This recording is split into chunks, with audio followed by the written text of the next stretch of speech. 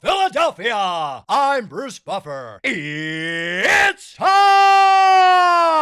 for the Anthony Gorgano Show.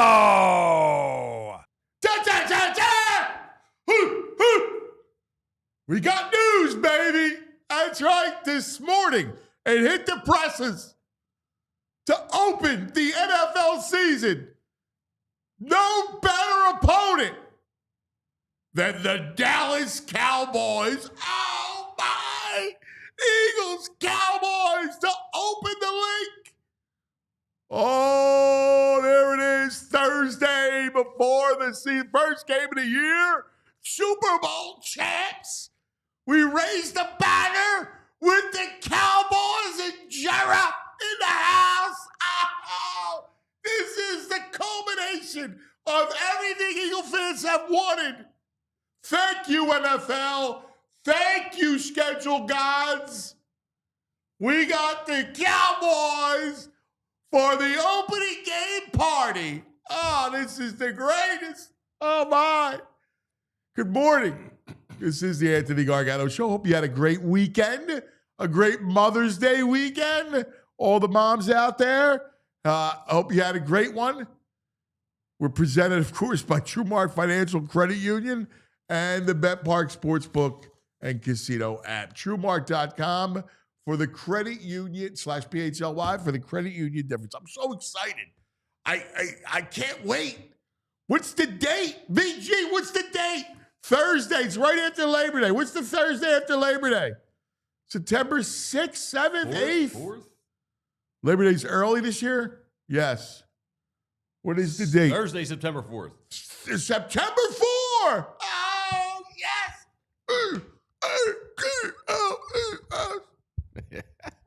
Oh, that's going to be the greatest. First of all, when the news came out, I leapt in my car. Right? I'm like, yeah, Shefty. Way to go. Eagles, Birds, Cowboys. Think about it. For all those years, all these years, and I know there's a whole generation that hates the Giants more. I get it, right? Listen to me. I have someone who was a radio survivor, all right? All those years in 2000, right? Like I started on the air the year 2000. And, you know, back then, we didn't have the Eagle pride the way we do now. Back then, there was a lot of vitriol between Eagle fans and the team itself, right? I mean, the media, it was very, had fangs. Like the fans were leather lungs, right? Because there was no pride. There was no Eagle pride. And the Cowboy fans, because they're still fresh off the 90s, right? Like they're still fresh off the 90s. And even though it went through a little bit of a down period, you know, they're all Aikman, Irvin, Emmett, walking around with the white mock turtle beneath the jersey, the white on the white. Oh, they were the worst. And then we did talk radio, right? We did call-ins. And so every other day, or, forget during Cowboys week, it was all summer long leading up to football. Anytime you brought up football, which was all the time, you got Cowboy fans calling up.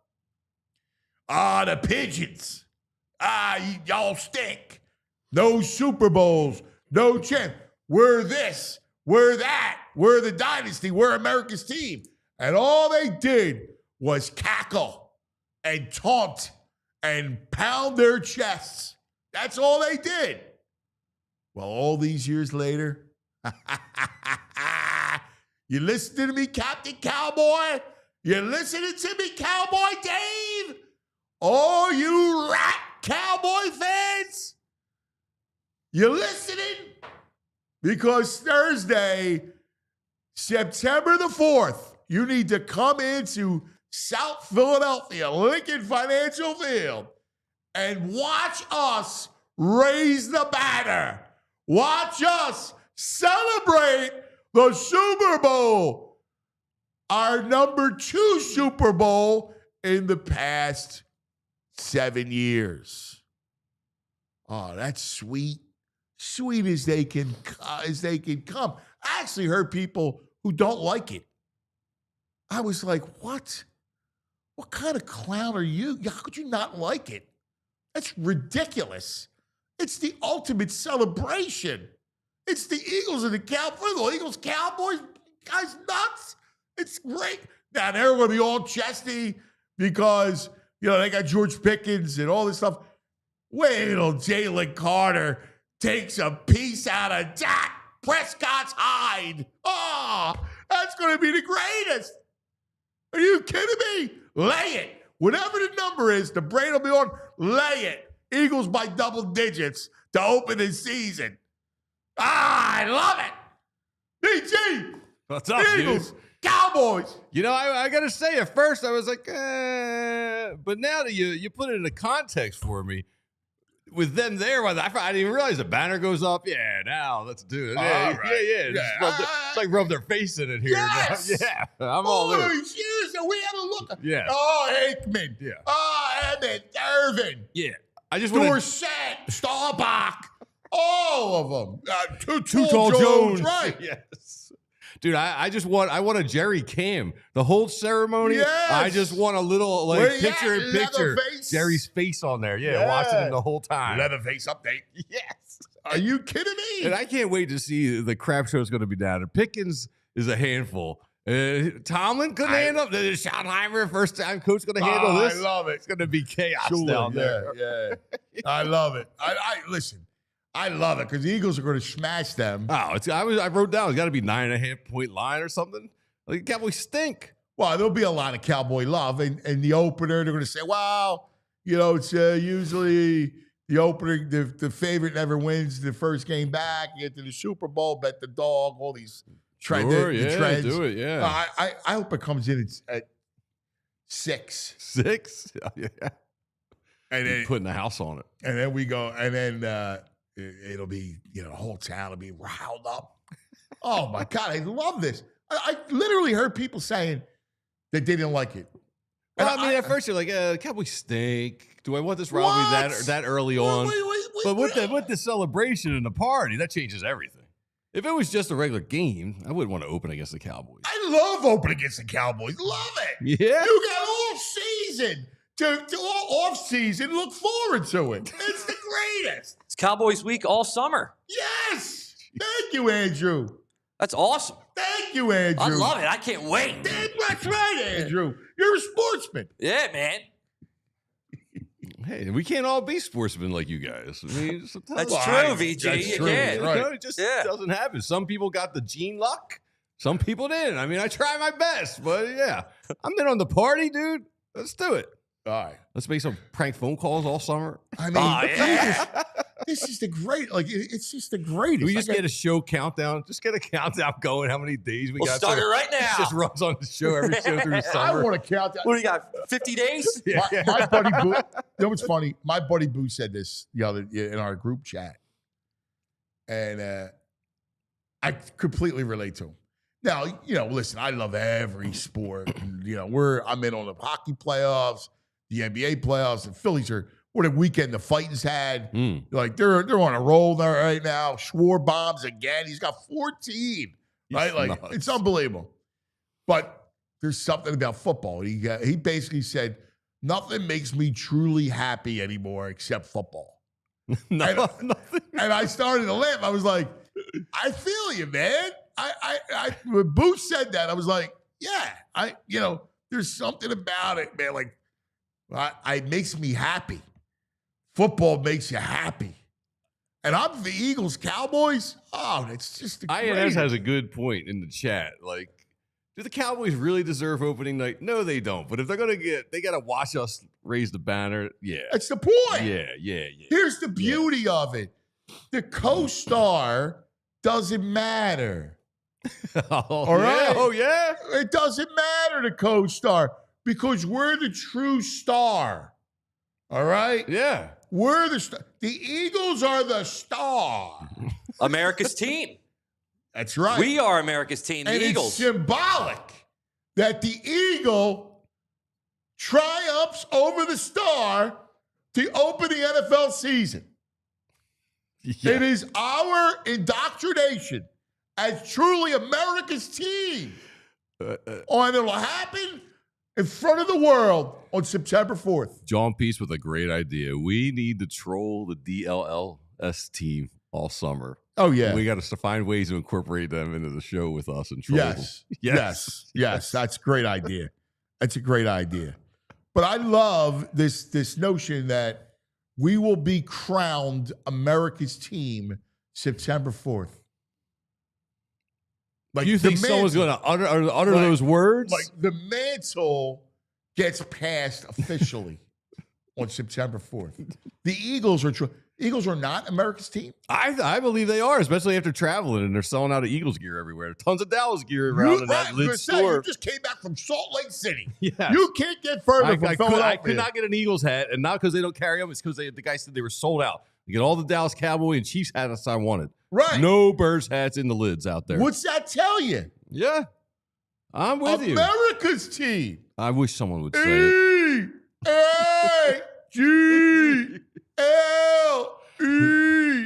E-A-G-L-E-S. I don't know what I was going to say. America's team. All kidding aside. Listen, I They know should it be could America's team. bombastic, No, but yeah. They are. They're America's team. Everybody it's and let's get back to the symbolism of the eagle. We are entering the time of America. Oh, a little birthday USA 250. Mm-hmm. The United States of America turns 250 years old. In our backyard. Let me hear that beautiful bird. Beautiful animal. Majestic. It is. Glorious. The way it just cruises through the air. And it's the symbol of USA. All right? The star's not. No. The cowboy is not. All right? God, no. All right? No. It's the eagle. Yes. The eagle triumphs over it all. All right? Yeah. And it's only right that this happens on Thursday night to open the We get season. a public display of how great we are, as the Birds are, and how miserable this Dallas franchise is. Well, I mean, the beauty is they don't matter. They might as well be the Washington Generals. Get out of here. Look at it. Look at that beautiful bird. You're the man. Look at You're it. the man. That's a great bird. Look at that. All right? That's the eagle. Superior to all. Oh, man, I got chills. All right? Yeah. I mean, if you think about it, the Cowboys don't matter. They're just another team. They're another team that hasn't won in decades. But it does for the league. They do matter for some reason. I know. So I know. it'll be great to just get humiliate noise. them in the first week. Yes. And be like, enough with this nonsense No, with this and team. listen. The beauty of this game is I want a double digit. I want a thumping. Thrashing. All right? Yeah, it's Like, got to be a slaughter. I want a thumping. Yeah, it's got to be a Yo, slaughter. Nick. Yeah. Nick. I'm talking to you, Nick Sirianni.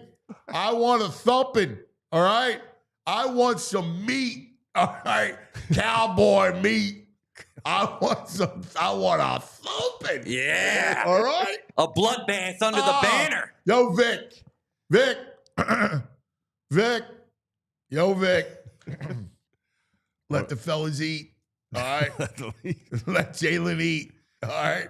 I want to see a slaughter, the banner, and just the crowd going, Jera, Jera. Oh, my God. It's got the chance to be outrageous. The Yeah. things that we can do. Start Oh, my God. I mean, this could be what a summer leading up to that game. I just want it to be mayhem. It's an evening game, too, so everyone's going to be Oh. all sauced up. By the way, I want a 3-day tailgate. All right? You start the be tailgate really- right now. September should be perfect Let's just tailgate weather. Let's just get down there. Should be a party. Let's go. Yeah, all summer long tailgate, All baby. right? Yeah. I wanna Everybody take the 5th off. We get it all sauced in and fired up for this game. Have a good time. Take the 5th off. Get a nice 3-day weekend after it. Now you're gonna look forward to September and fast forward the No, summer. I'm not fast forward. The way this Dude. Phillies team's playing, I'm not fast forward. Are you crazy? Well, you They got 5 straight series. You Includes Cubs, Guardians, Actually, D-backs. I will say this though. I can't wait. Actually, speaking of Phillies, next week, because next week they got 4 in Colorado at Coors. Yeah. And 3 at that In minor league ball, Sacramento. where the ball flies out. The Yankees put up like 57 runs over the weekend. Schwarber's got 14. Yeah, man, tied with Judge. I'm sick of hearing all this Judge stuff. By the end of next week, Yeah. all right? So we got 2 weeks. We get through this week, Yeah. and then the end of next week, after Colorado and the A's, I want to be at 20. 20 dingers in May. Can he be In at May? 20? Can he be at 20? Can he hit 6 more in 2 weeks? Playing 7 in minor league ballpark. Yeah. All You know, right? you got it's got they gotta match these teams. I mean, you got Pittsburgh and St. Louis. Yeah. St. Louis coming in with Pittsburgh. St. Louis is fine, but they're not good. I mean, Right. It's like they're putting on They're who's that, decent. Liberatore Yeah. or whatever. Versus shit. Libertà. Yeah. Right. But all kidding aside, you got those guys. And then next week you got prime hitting weather, Yeah. hitting ballparks. You're saying you want by May 25th him to have 20 dingers. Yeah. Is that possible? Ooh, I love that. Yeah, with this pitching he's gonna see That's what I'm saying. In those in those ballparks, ballparks. he's got to get And 20. then- That's my goal. Then they finish off with Atlanta. That's a who, Schwarber let's just say, bomb. man, they just lost 2 or 3 to the Buccos, didn't they? Yes. And they're not hit. Their lineup is not good. No. Their lineup is cold. I know they put together a string of wins, but they're not a great team. No, well, They're their not lineup, the team we thought their they were. lineup is pretty cold. Yeah. So what's the chat like? Like, what do we? Let's get back to this because when Schefter reported this morning, Yeah. I went nuts. All right, let me see. I went nuts. I was driving Massimo to school. And I went, dude, Eagles, Cowboys, yeah. I'm freaking out. And he's just looking at me like I'm insane. Like my father, something wrong with my father. I'm not gonna. I'm just gonna go quickly. Someone's like, I want me some cowboy meat. Cowboy meat 3-month tailgate. Yeah, people seem to be fired up. Good. I want people into it. I want people to get nuts. Eagles, Cowboys. And we got Gary Walensky says he doesn't like a first game against any team with a new coaching staff. In fact, you should. That's the opposite, Gary. They're not. That's the opposite. First time they had to put a game plan together. Yes. Yeah, they don't know what they're That's doing. the opposite. It's a short week. No, you want to make sure. Actually, that's a great thing. You always want to catch a team early before they get into a rhythm. Yeah, before they figure it out. Gary, you get the opposite there, buddy. Yeah. It's the passing of the baton. Yeah, people are down. It is the pit. Is it not symbolism? All right, where's Mike Sielski? I need Mike because I know Mike will be down with me with this. Will he? Because sometimes he can be a contrarian. I know he can. He's not a contrarian. He's a thinker. Be a thinker, not a stinker. There's his Rocky book. All right. Like, I think he'll be in he'll get the big picture. Right. That's what I love about Mike. Yeah. Mike sees it and the big picture here. Fit Dad chime in. He doesn't like it. Fit Dad's all anti. Fit Dad Yeah. of all people. Fit Dad doesn't like it. Nah, he's out. He's like, I still don't like it. He early on, he wanted Commanders or Lions. Oh, man, Fit Dad. Oh, no, Fit Dad. You and I got to come to an agreement here. We got to get the Fit Dad on later this week. Yeah. Tell him I'll co-star in one of his videos, all right? Which are tremendous, by the way, the Fit Dad videos. Fit Dad CEO on Instagram. Because he's great at it, and he's like, I completely relate because I have kids. Yes. So he and I, live this parallel Yeah. life. So I appreciate it. But I'll be in one of your videos, Fit Dad, if I can get you on board. All right? This is a symbolic moment in the rise from the ashes of Philadelphia football. Like, this is it. This is our peak. We want you to enjoy this. This is where we take the mantle, right? Like, we're on top of the mountain. Give me every other cliche I can come up with. All right? Seriously. All right. We got to take care of some business. And I know Mike Sielski will be with me. Sammy from England calling it the BTA Game 1. The belt to... I love it. Belt to Heine. I love it. Belt to Heine Game The 1. belt to Heine. I love it. That's right, Sam. Dude, I can't get enough of this stuff, man. I swear to God.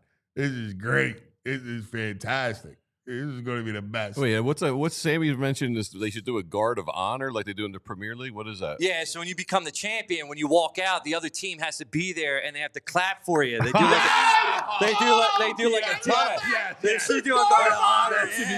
You're all lined up, but we're coming out. Yeah, I'm into it. I love this league. Dude, that's I love this genius. league now. Yeah. Oh, my God. I love the guard of honor. The guard of honor. You better clap, Dak. Yeah. You better clap, Dak. Oh, man, that's great. Yeah, that would be amazing. Fantastic. I definitely want that. See Micah man. Parsons clapping at me. Yeah. Come on, Mikey. Give it to me. I Give it know to you me. want to be. Hey, Jara. Hey, Jara. Yeah, Clap, Jara. Start clapping, Jer. Oh, that's fantastic. Oh, my God. All right. Lots to get to all day long. Zach Berman will join us. I had to dust off some football men.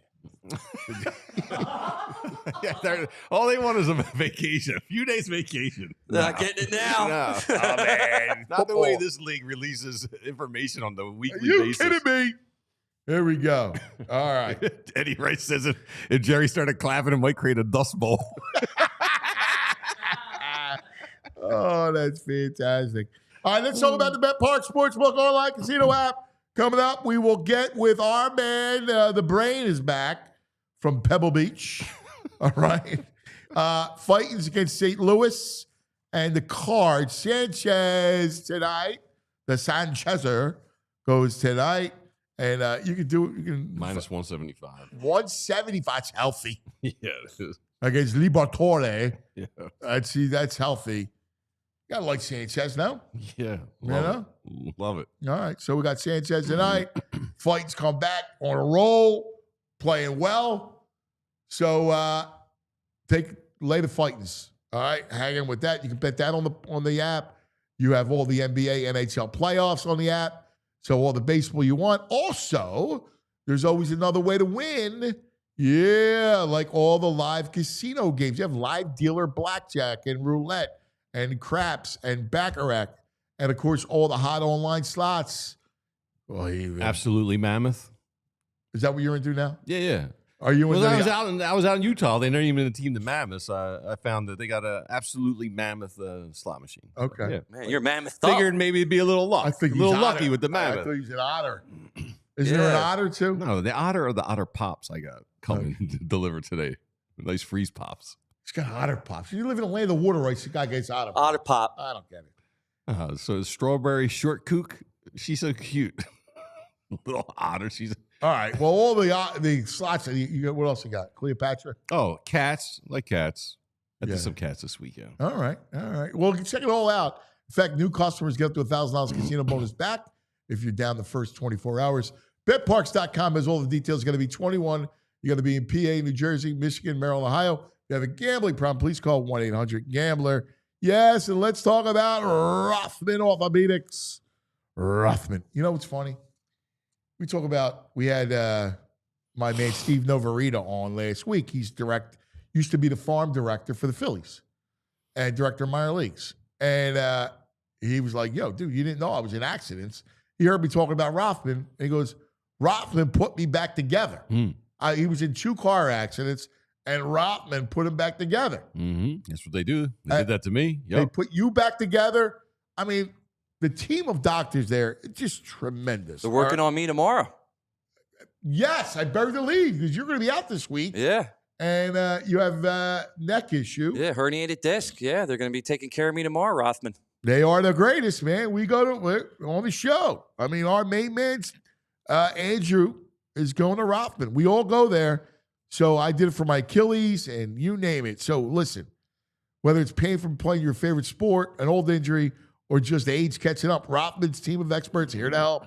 Again, they have evidence-based care, a mission to restore your mobility. They'll get you back on your feet, back to doing what you love.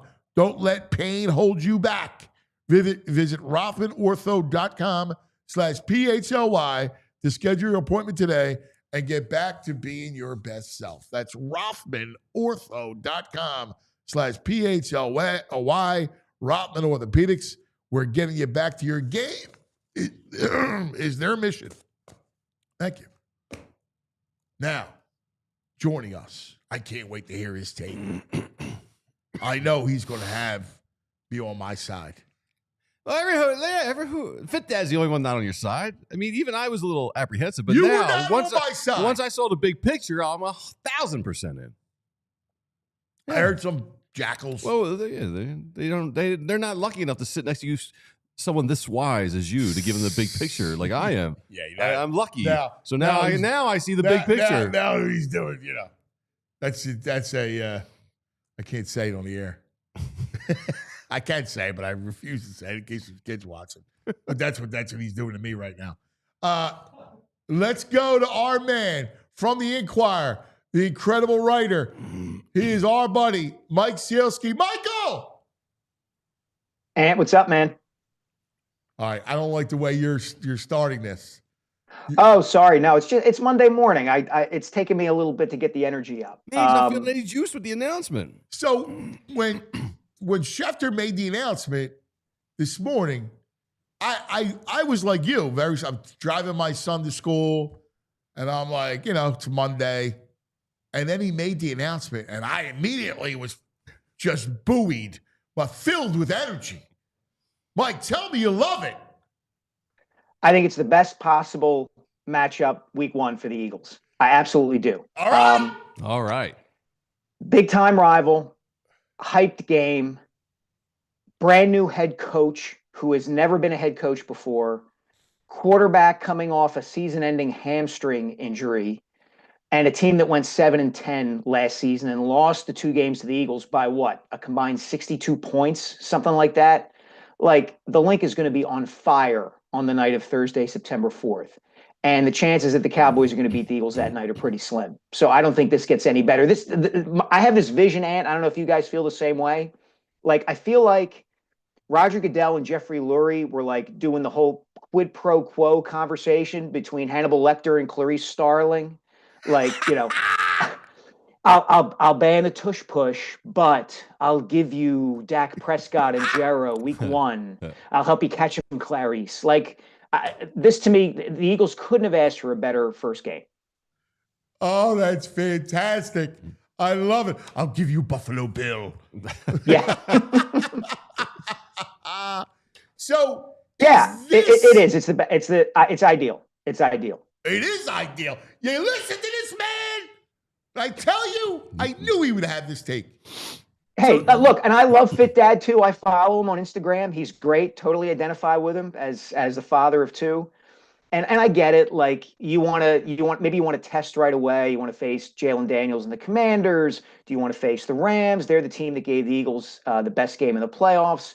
But let's everybody be honest. The idea that the Eagles are going to celebrate winning their 2nd Super Bowl and then play the Cowboys, if you're an Eagles fan, you can't ask for anything more than that. Exactly. So is this finally the passing of the baton? I mean, if you think about the notion of America's team, for all those years, the Cowboys were America's team. I mean, like, listen, they had it all. Texas, right? The symbolism of Texas, the star. There was something about them. And as much as we hated it, when Textram, the moniker came, and it was, and they were America's team, and they had fans everywhere. Is this now the passing of the torch? Because it feels symbolic to me. Yeah, I think it can be. The other thing you're leaving out there, Ant, is when the Cowboys were that good in the 70s and into the 80s, like, there was something cultural going on there too, right? Remember, people might be too young to remember this, but everybody friggin' watched this primetime soap opera called Dallas. And it was all about rich oil families. And it was this life that made that looked amazing from the outside, and every shot in that show showed these gleaming skyscrapers in Dallas, and the city just looked like the southern, I don't even know what like Xanadu or something. So you have America's team, and then you have this primetime show showing everyone like this is the place you want to be. Fast forward all these years later, like the Cowboys from a football standpoint aren't relevant. Their relevance is cultural. More than anything else, it's the team, that everybody loves to hate in a way and pick on because they haven't won in so long. And the Eagles have been a better franchise than they have for a while now. So I think it is shifting. I think it is kind of symbolic, as you said, to say that, Philadelphia has in some ways kind of overtaken Dallas in the way we think about sports and culture and all that kind of stuff. Yeah. And it's interesting you bring that up. And you're right. But the idea of those skyscrapers, you've been to Dallas many times, that green building. And, and it's funny, I go there now and it feels dated, right? Like there's no lasting to it. Whereas if you look at a place like Philadelphia and you look at the historical Philadelphia and the red brick is truly something that stays, right? Like it's been here since the inception of the country. Elfreth Alley was built, the first living and working street of this country, and the red brick survives. Yeah, I think there's a lot of truth in what you're saying, just from a symbolic standpoint, right? And you also have the juxtaposition, I guess you'd say, of Jerry Jones, right? This 83-year-old owner who has had who knows how many facelifts and runs the whole show and thinks he knows what's going on. And it's a little bit of like Succession going on there, right? In the NFL with him and Stephen Jones running this organization that can't get out of its own way and sometimes does some things right, but really doesn't do enough things right to excel anymore.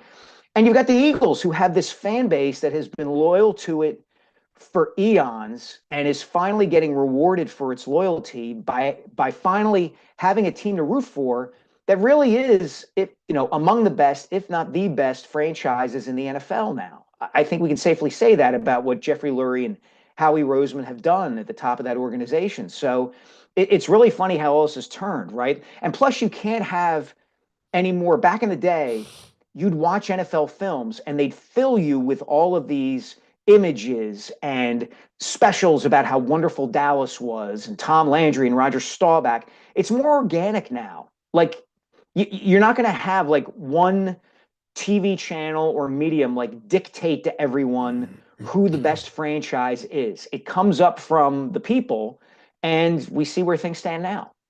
Oh, I love it. I love that aspect that it is. There was one channel that was just pushing and pushing.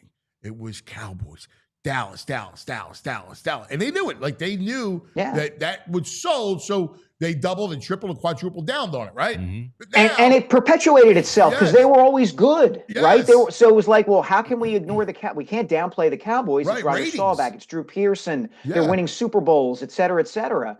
That's how they became America's team, is that they were really good at the time that television was taking the NFL and making it our national pastime. Right.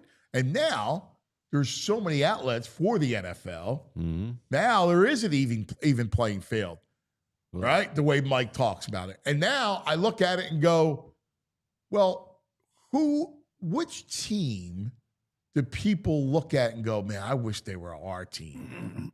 And that's the Eagles. Yeah. The way they play defense, Saquon Barkley, Jalen Hurts, A.J. Brown, Devontae Smith, right? Like the brand of football, the people love. They're dying to be us, right? Like they want to be the Eagles. And Ant, let me tell you this. I just had somebody accuse me of being a homer on Twitter for pointing something like this out.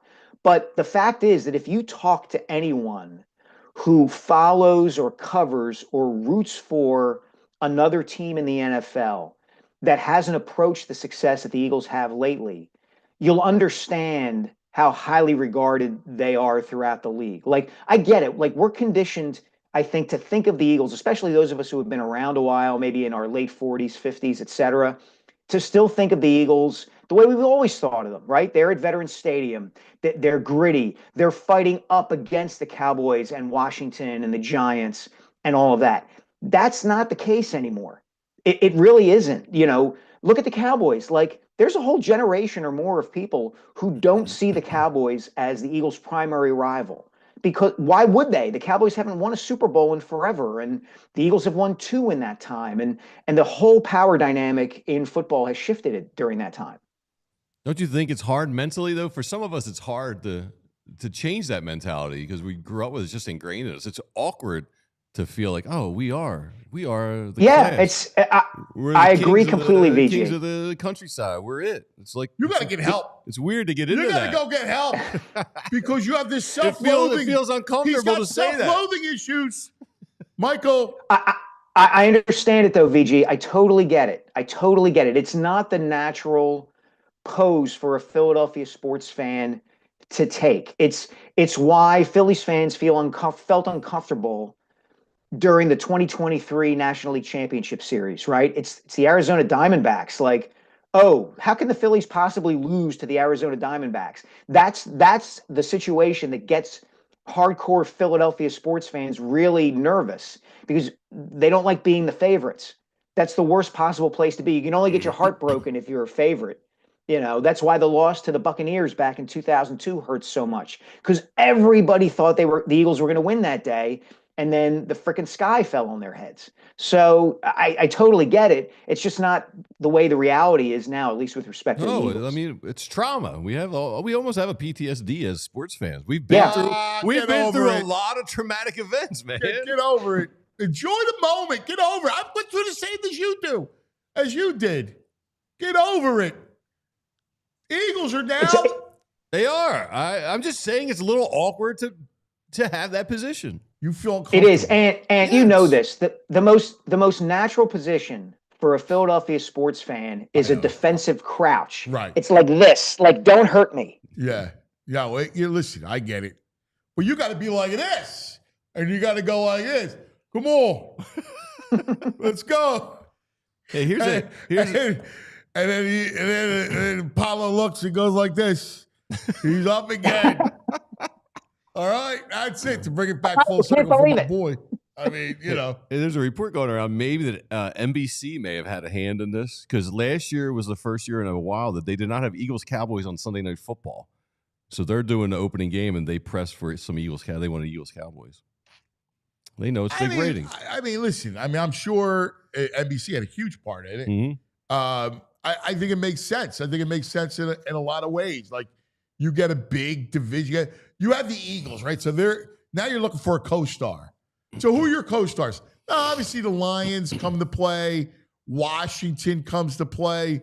But if you throw Dallas into the mix, with a new coach. Yeah. Like I said, new coach. George Pickens coming in. Dak Prescott coming back. Like, there's plenty of storylines there. So it works in that regard. But as I said, from an Eagles standpoint, you got to feel really good. I mean, look, play it forward. Imagine they play the Rams week 1 or the Commanders week 1. You don't necessarily have quite as much juice. Right. And there's a better chance that they lose that game. Mm-hmm. There really is. So, for the Eagles, this is as good as it gets. Do you believe in streaks? Do you believe in getting hot? Can a city get hot the way a player can on the field or the court? And I say this because of USA 250 and next year and everything here. And, it feels like there's going to be a huge spotlight. And then I could see like the Eagles are going to usher us into the light. And that's kind of my story. That. Yeah, I could kind of see that. Isn't that what happened in the early 70s through the early 80s in Philadelphia? Where all the teams had been really, really bad, and they made certain moves individually to kind of get good all at the same time. And I do think there's a bit of momentum that can generate. It certainly did with Boston, right, in the early 2000s. One franchise, the Patriots win, the Red Sox win. Yes. You're in that environment, and it's a competition for eyeballs. You know this. You know how Joe Banner looked at the rise of the Phillies in 2007 and 2008. He saw them as a competitor to the Eagles. Yeah. And in his mind, like, there was a fight for eyeballs and attention there. So I'm sure the other franchises in town, to one degree or another, look at it that way, and they've got to be smart about how they negotiate it. So, I don't think it's outlandish to think that, like, all the stuff that's going on with the Eagles and the Phillies and the success they're having, combined with what you're talking about next year with the World Cup and what is it, what's it, Aronimink? I forget, the PGA or the the PGA Championship. Yeah, will be at Aronimink, and the 250th celebration, all of that. It's just kind of building in a good way for the city and the region. It is, because truth be told, we flunked the bicentennial. I mean, when you go back and look back in the history and the bicentennial, because there were all-star games here and there was a lot of events, but the parade, first of all, Rizzo was the mayor at the time. He got in his ear, he was afraid that there would be all kinds of mass protests and stuff happening, and he derailed the big parade. There was a lot of upheaval at the time in the country, and Philadelphia was not a great place. I think now's the time to make it right. 50 years later. Yeah, I think there's a lot to what you're saying there, Ant. I really do. And there are only so many things anymore that are universal for everybody in society. We all consume our individual media, and we watch all these different shows on streaming, and we don't go to church as much as we used to, and we aren't involved in, like, lives away from our jobs and our time in front of our computer and phone screens. Sports is one of the few things, if maybe the only thing, that, like, brings everybody together anymore, no matter where you're from or what you do or what you look like or who you are. So yeah, there is something really good about what's going on with, the Eagles, and to a lesser degree the Phillies, and everything kind of tied around the city coming up next year. It sounds like we might be making too much of this, but I don't think we are. Like, these kinds of things are really important. They really are. I think about it yesterday. And when I was a kid, every Mother's Day, we would go to brunch.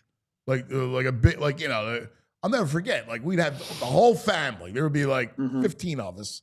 And we all go to this, get dressed up, and go to this brunch. And my cousin and I would sneak out and go to the bar and try to watch the Sixers, who usually played a playoff game. And both my grandmothers would be taking meat, like roast beef, carved roast beef, and putting it in napkins and their purse, and the old timers, man, food was food, right? Yes. So I remember this, and I always remember being together.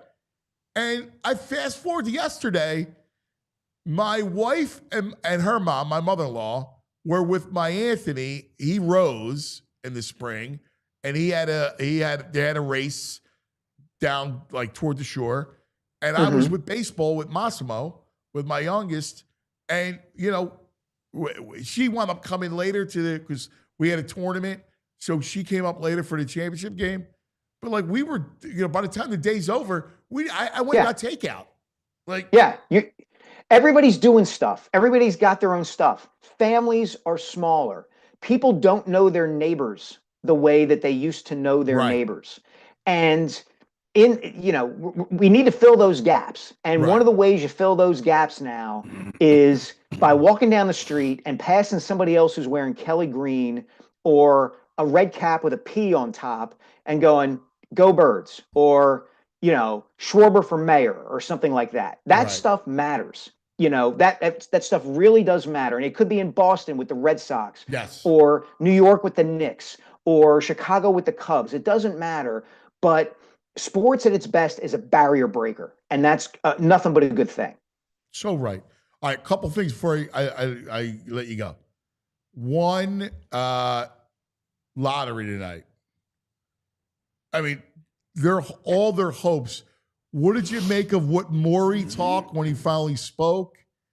And I mean, if they don't get the number one pick, Do you force them to try to detonate? Like, they're not going to fire him, even though they need to clean house. Mm-hmm. What's your vibe on that? I mean, he's just not. I understand. I heard Kyle Neubeck say this. I thought it was a really good point. Like, if you're Daryl Morey, you're looking at the totality of your career and saying, hey, I've done some good things, right? And certainly he did in Houston. It wasn't enough to win a championship, but he gets a lot of credit for like thinking through a new way to try to win games, right? We put James Harden in the middle and then surround him with all these shooters. I like Daryl. I get along great with Daryl. I'm waiting for Daryl's next move. Okay, you did this one thing, right, where you outthought everybody to a great degree, and maybe it should have resulted in a championship for you, but it didn't. Now what? Like, what's next? Are you just a one-trick pony? What did he outthink? How did he outthink people? That whole idea of the strategic way that he thought about winning games. You know, relying on the three to the degree that he did. Oh. You know, building a team around Harden the way that they did. Right, I got you. Yeah. But here, there hasn't been that. He's just Harden and Paul George and failed to put a team around Embiid the same way anybody else who came before him has failed to put a team around Embiid. So what's the next move? And what bothered me about the way he kind of framed everything in that interview last week was I didn't hear a sense of like, okay, we really, I need to look internally at the way we're doing things and how do we get out of this? That's what, I don't know what they do if they don't get a top 6 pick tonight. Never mind the top pick overall. Like, if they don't get one of the first 6, what the hell? What do you do then? And here's the other thing that drives me insane is that they do not acknowledge their mistakes. Right. Right. And this is going on. Every previous regime that has come through, they are entirely defensive. Like, here's my beef with Morey, right? Is that he's completely defensive. Yes. All right. I got into a text message thing with him, and he misread what I was even saying, and he's entirely defensive. He does not take any responsibility or culpability for what he has done or hasn't done. I mean, look at Indiana, right? Like, yep. I go like, look, there's many ways to do it. And listen, God bless you that you picked Maxey. Everybody could have picked Maxey, okay? Mm-hmm. I mean, in all fairness. I mean, Kentucky guards, I was saying it before the draft, like as the draft was going, take Maxey. All right, so, all right, McCain, whether I want to connect, doesn't matter. We'll see what happens. They both can play. I got to be honest with you. I don't see the genius here. I mean, no, I don't see the genius, and I don't see the overriding philosophy. Like, this to me has been the Sixers' biggest issue during the Morey tenure, before Morey, going back years and years. What's your identity? Who are you? The Celtics had an idea of who they are. This is who we're going to be. This is what we're all about. The Heat during the halcyon days of Pat Riley. This is who we are. The Spurs, right? We run things a certain way. These are the qualities we're looking for in a player and in a person. What are the Sixers? And you haven't been able to answer that question in a quarter century or more. Nope. No identity. That's exactly right. All right, last thing.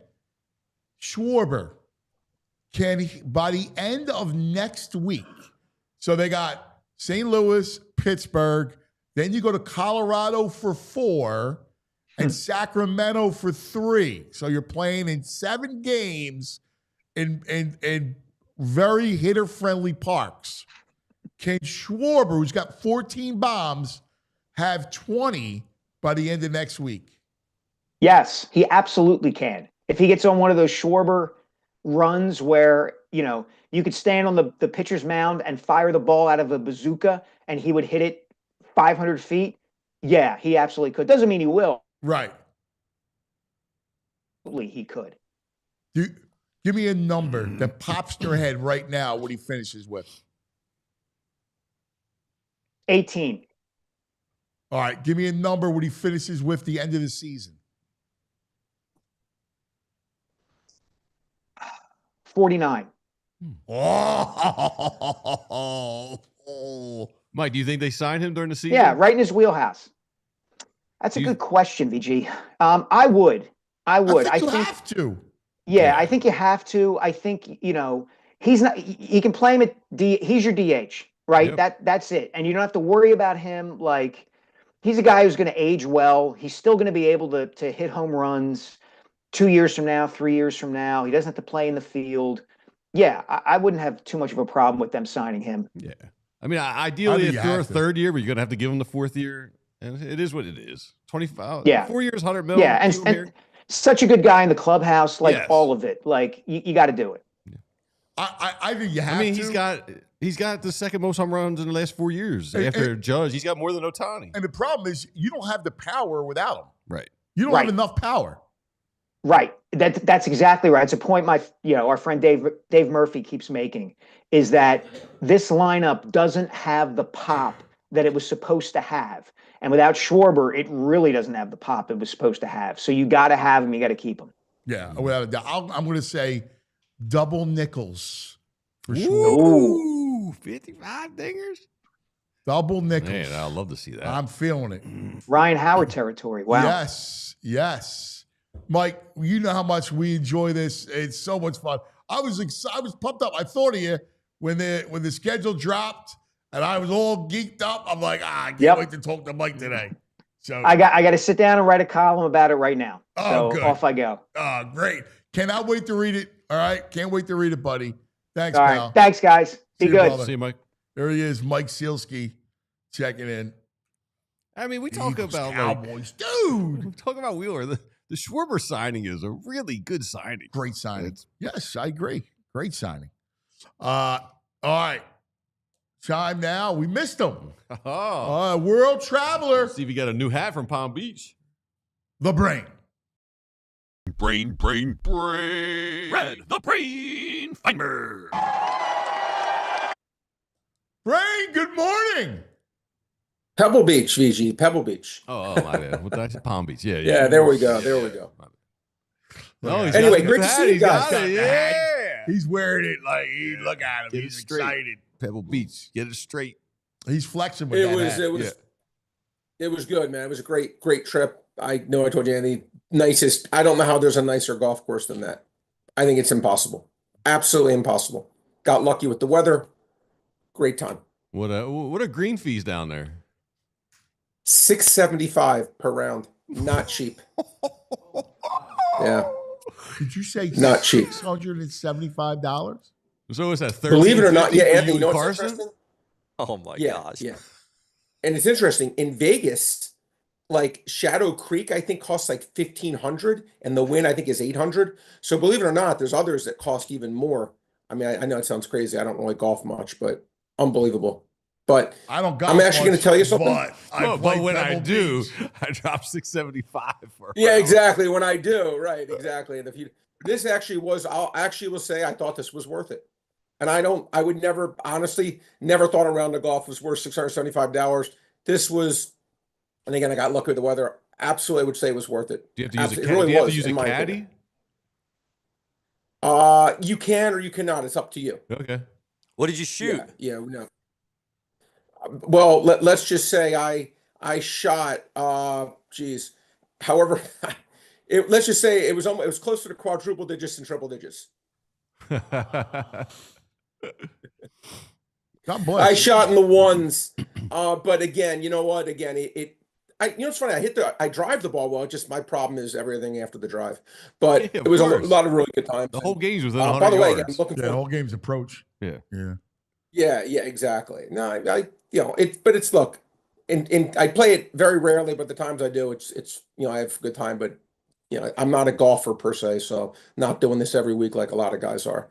Do it a few times a year. That's good enough. I got to ask you. Let's talk. What is the line for the opener? Eagles, Cowboys to open the season. I bet it. I just bet it. Like, no joke, right before I got on the air. All right, hold on. Let me guess. I'm going to say Eagles are 6.5. So when I tell you you are an impressive fella, you are an impressive fella. I laid 6.5 with the Eagles. No way. I did not look at it. You're my witness. I didn't look at it. 6.5. This is the man. Wow. And I laid it. You should. I thought it would be at least 7. It's up to 7 on Bet Parks. Okay, I thought it would be at least 7. I thought it would be at least 7. They're winning by So double digits. By the end of the, it's going to close at 9.5. Well, you know, I love the optimism, but yeah, I thought 6.5 was too short. Again, I'll bet these things again just based off what my numbers. I thought this would be clearly over 6.5. So to me, you still okay with them at -7? You like the Birds -7 still? I'd be on that side, but again, VG, that takes away again. All these edges are like, Yeah. it's not like you're getting, you know what I mean? They're all somewhat slim edges. So when you're taking away one of those big numbers, 7's the second biggest number after 3. But yeah, I think the Eagles will win this game by double digits, like Anthony said. I do. Love the fact that the Super Bowl domination. It might be like I'm with you. 34-13. Yeah, I could That's see the that. alternate line. Over under 46. It's going to be the Super Bowl redux. 46 I love and a it. half is the over. Eagles could get that themselves. Wow, Eagles money line -315. Seems hefty. Yeah, well, when you're 6.5, that's what it equates to. It's going to equate to that kind of number. Yeah. Dude, this is a great week, dude. We got the schedule coming out Wednesday night. All the leaks are out, little announcements, the Christmas Day game tomorrow. It's amazing to me what this league has become. That the schedule is a 3-day party. Like, oh, it's the schedule. But I love it. There's no question. There's no question. Look, it's king. It's king, and it's just the way that it is. It's always going to be that way. And look, it's again before we know it, Anthony, we'll be talking about that week 1 game against. We'll be all about week 0, and then we'll be into it. Exactly. Like before you know it, we'll be talking about Rain. We're we are talking talking about that game. Yeah, I'm saying, well, it'll be up. It'll be here before we know it. Yeah, it'll be week. Eagles attendance. Cowboys week. Fantastic. We're not even at Memorial Day What'd you yet. guys think of the Everybody slow NBA? down. What'd you think of the NBA, Anthony? I think Indiana's an amazing story, man. I mean, what they did last night. Yeah, that was. I'll be honest. I didn't expect. I thought they would play better, but not like. I mean, they just destroyed. I told you, but Anthony, you know what's funny? And Boston won the title last year easily, right? They won, I think, 14-1 in the playoffs, or whatever the heck it is, 15-1. They lost 1 game. The Indiana series, if you remember it, they got swept, but they were winning every game with 2 minutes to go. Indiana was a huge favorite in every game, and they just I blew liked it at them the too. end. But I mean, did you expect them to be up by 50 in the first half? No, of course not. I did think they'd win, but I didn't think they'd win by 50. No, of course Yeah, not. I mean, I just was like blown away by they're not surprised. Yeah. It doesn't surprise me with their doesn't surprise me because I agree with you. I like them. They have a good team. Here's they are. They're deep. What they have very deep is depth. They play a lot of good players. That's what They always have a good player on the court. Correct. And I'll be honest with you. Court. That's why I liked OKC. I'm shocked that series is tied. Well, it's funny. They made that series. I'll give them. They made it. You couldn't bet Denver yesterday. You just couldn't. I mean, I'm sorry, you couldn't bet OKC yesterday. They made OKC a 7 at Denver, and I'm like, I almost bet Denver because I wanted to bet OKC laying like 4. They made it 7. I'm like, I almost bet Denver, and I think that what did they lose by? I don't know what was the final 5. score? Denver by won by 5. Okay, right in between the two. Okay, yeah, I thought it's just, but they made that number so high. And Denver, give them that coaching change has actually made all the difference in the world. I know. You got to give them their due. They're tough, Denver. But you know what's nuts is OKC starts out. They held Denver to 8 points in the first quarter. Anthony, the team started a combined 1 for 36 from 3 to start out. Yeah, that's you could live to be 1,000 years old. You'll never see that again. Brutal, absolutely. Ever. It was brutal. Brutal, just terrible. All right, so what do you got? Let's look at tonight. Knicks, Celtics. The Celtics come back, destroyed. Of course, they want. Like we were talking Saturday. I like the Knicks side. I'm not going to lie to you. I like the Knicks in Game 3, and I'm glutton for punishment. I'm going to go back with them in Game 4 again, Anthony. It was up to 7. You can still get 6.5, but to me again, I just don't know how good Boston is. Look, and Boston shoots great. Like they started off, they made like 7 of their first 8 threes. Okay, you know the Knicks are in trouble. But to me, Boston, just like they had those games where they shoot 15 to 60 from three, they had a game where they made everyone, but I don't think that's the norm. I think the game will be a competitive game. I'll take the 6.5 points now. I'll take the 6.5 points, and I think that they can keep this game one competitive. Agreed. Yeah, I agree with you. I think tonight's a game. What do you make of Golden State, Minnesota? That was interesting. If you watch that game, Golden State was winning basically the entire way. Yeah. Okay. They get up 8 points, Minnesota, with like 5 seconds left. I think it was Kuminga hit. The line was 5.5 or 6. Or like Kuminga hit a 3 at the buzzer to get Golden State the well-deserved cover, because I always root for the team I think deserves to cover. Clearly Minnesota's better. Clearly, again, if Steph Curry played, this would have probably been a 7-gamer. Probably really would have been a 7-gamer.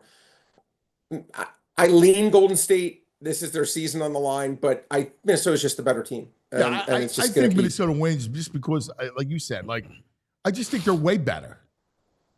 Yeah, they are way better. Without but Steph, Jimmy Butler, without Steph, I don't think they could score. They stink. They're the worst of these teams. They're the worst Yes. of all the playoff teams.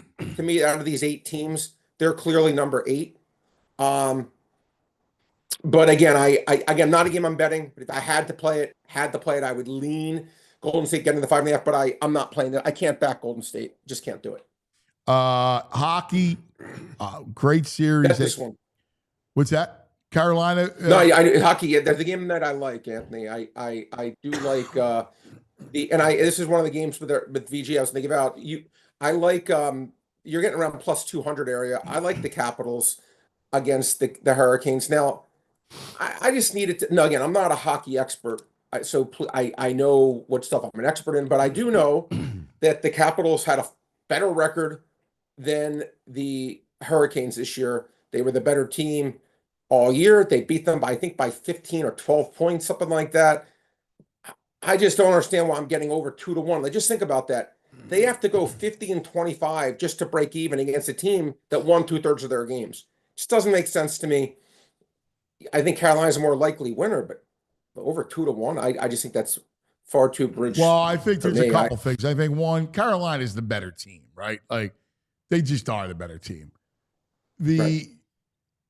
And you saw what happened on Saturday, right? Like, they were still. Yeah, they beat them 4-0. And they were up. I mean, what was the line? They were over 2-1, weren't they? I bet it. I was actually not over 2-1. I took plus like $1.75. It actually did close 2-1, but the first period, Washington dominated them. Right. Dominated them.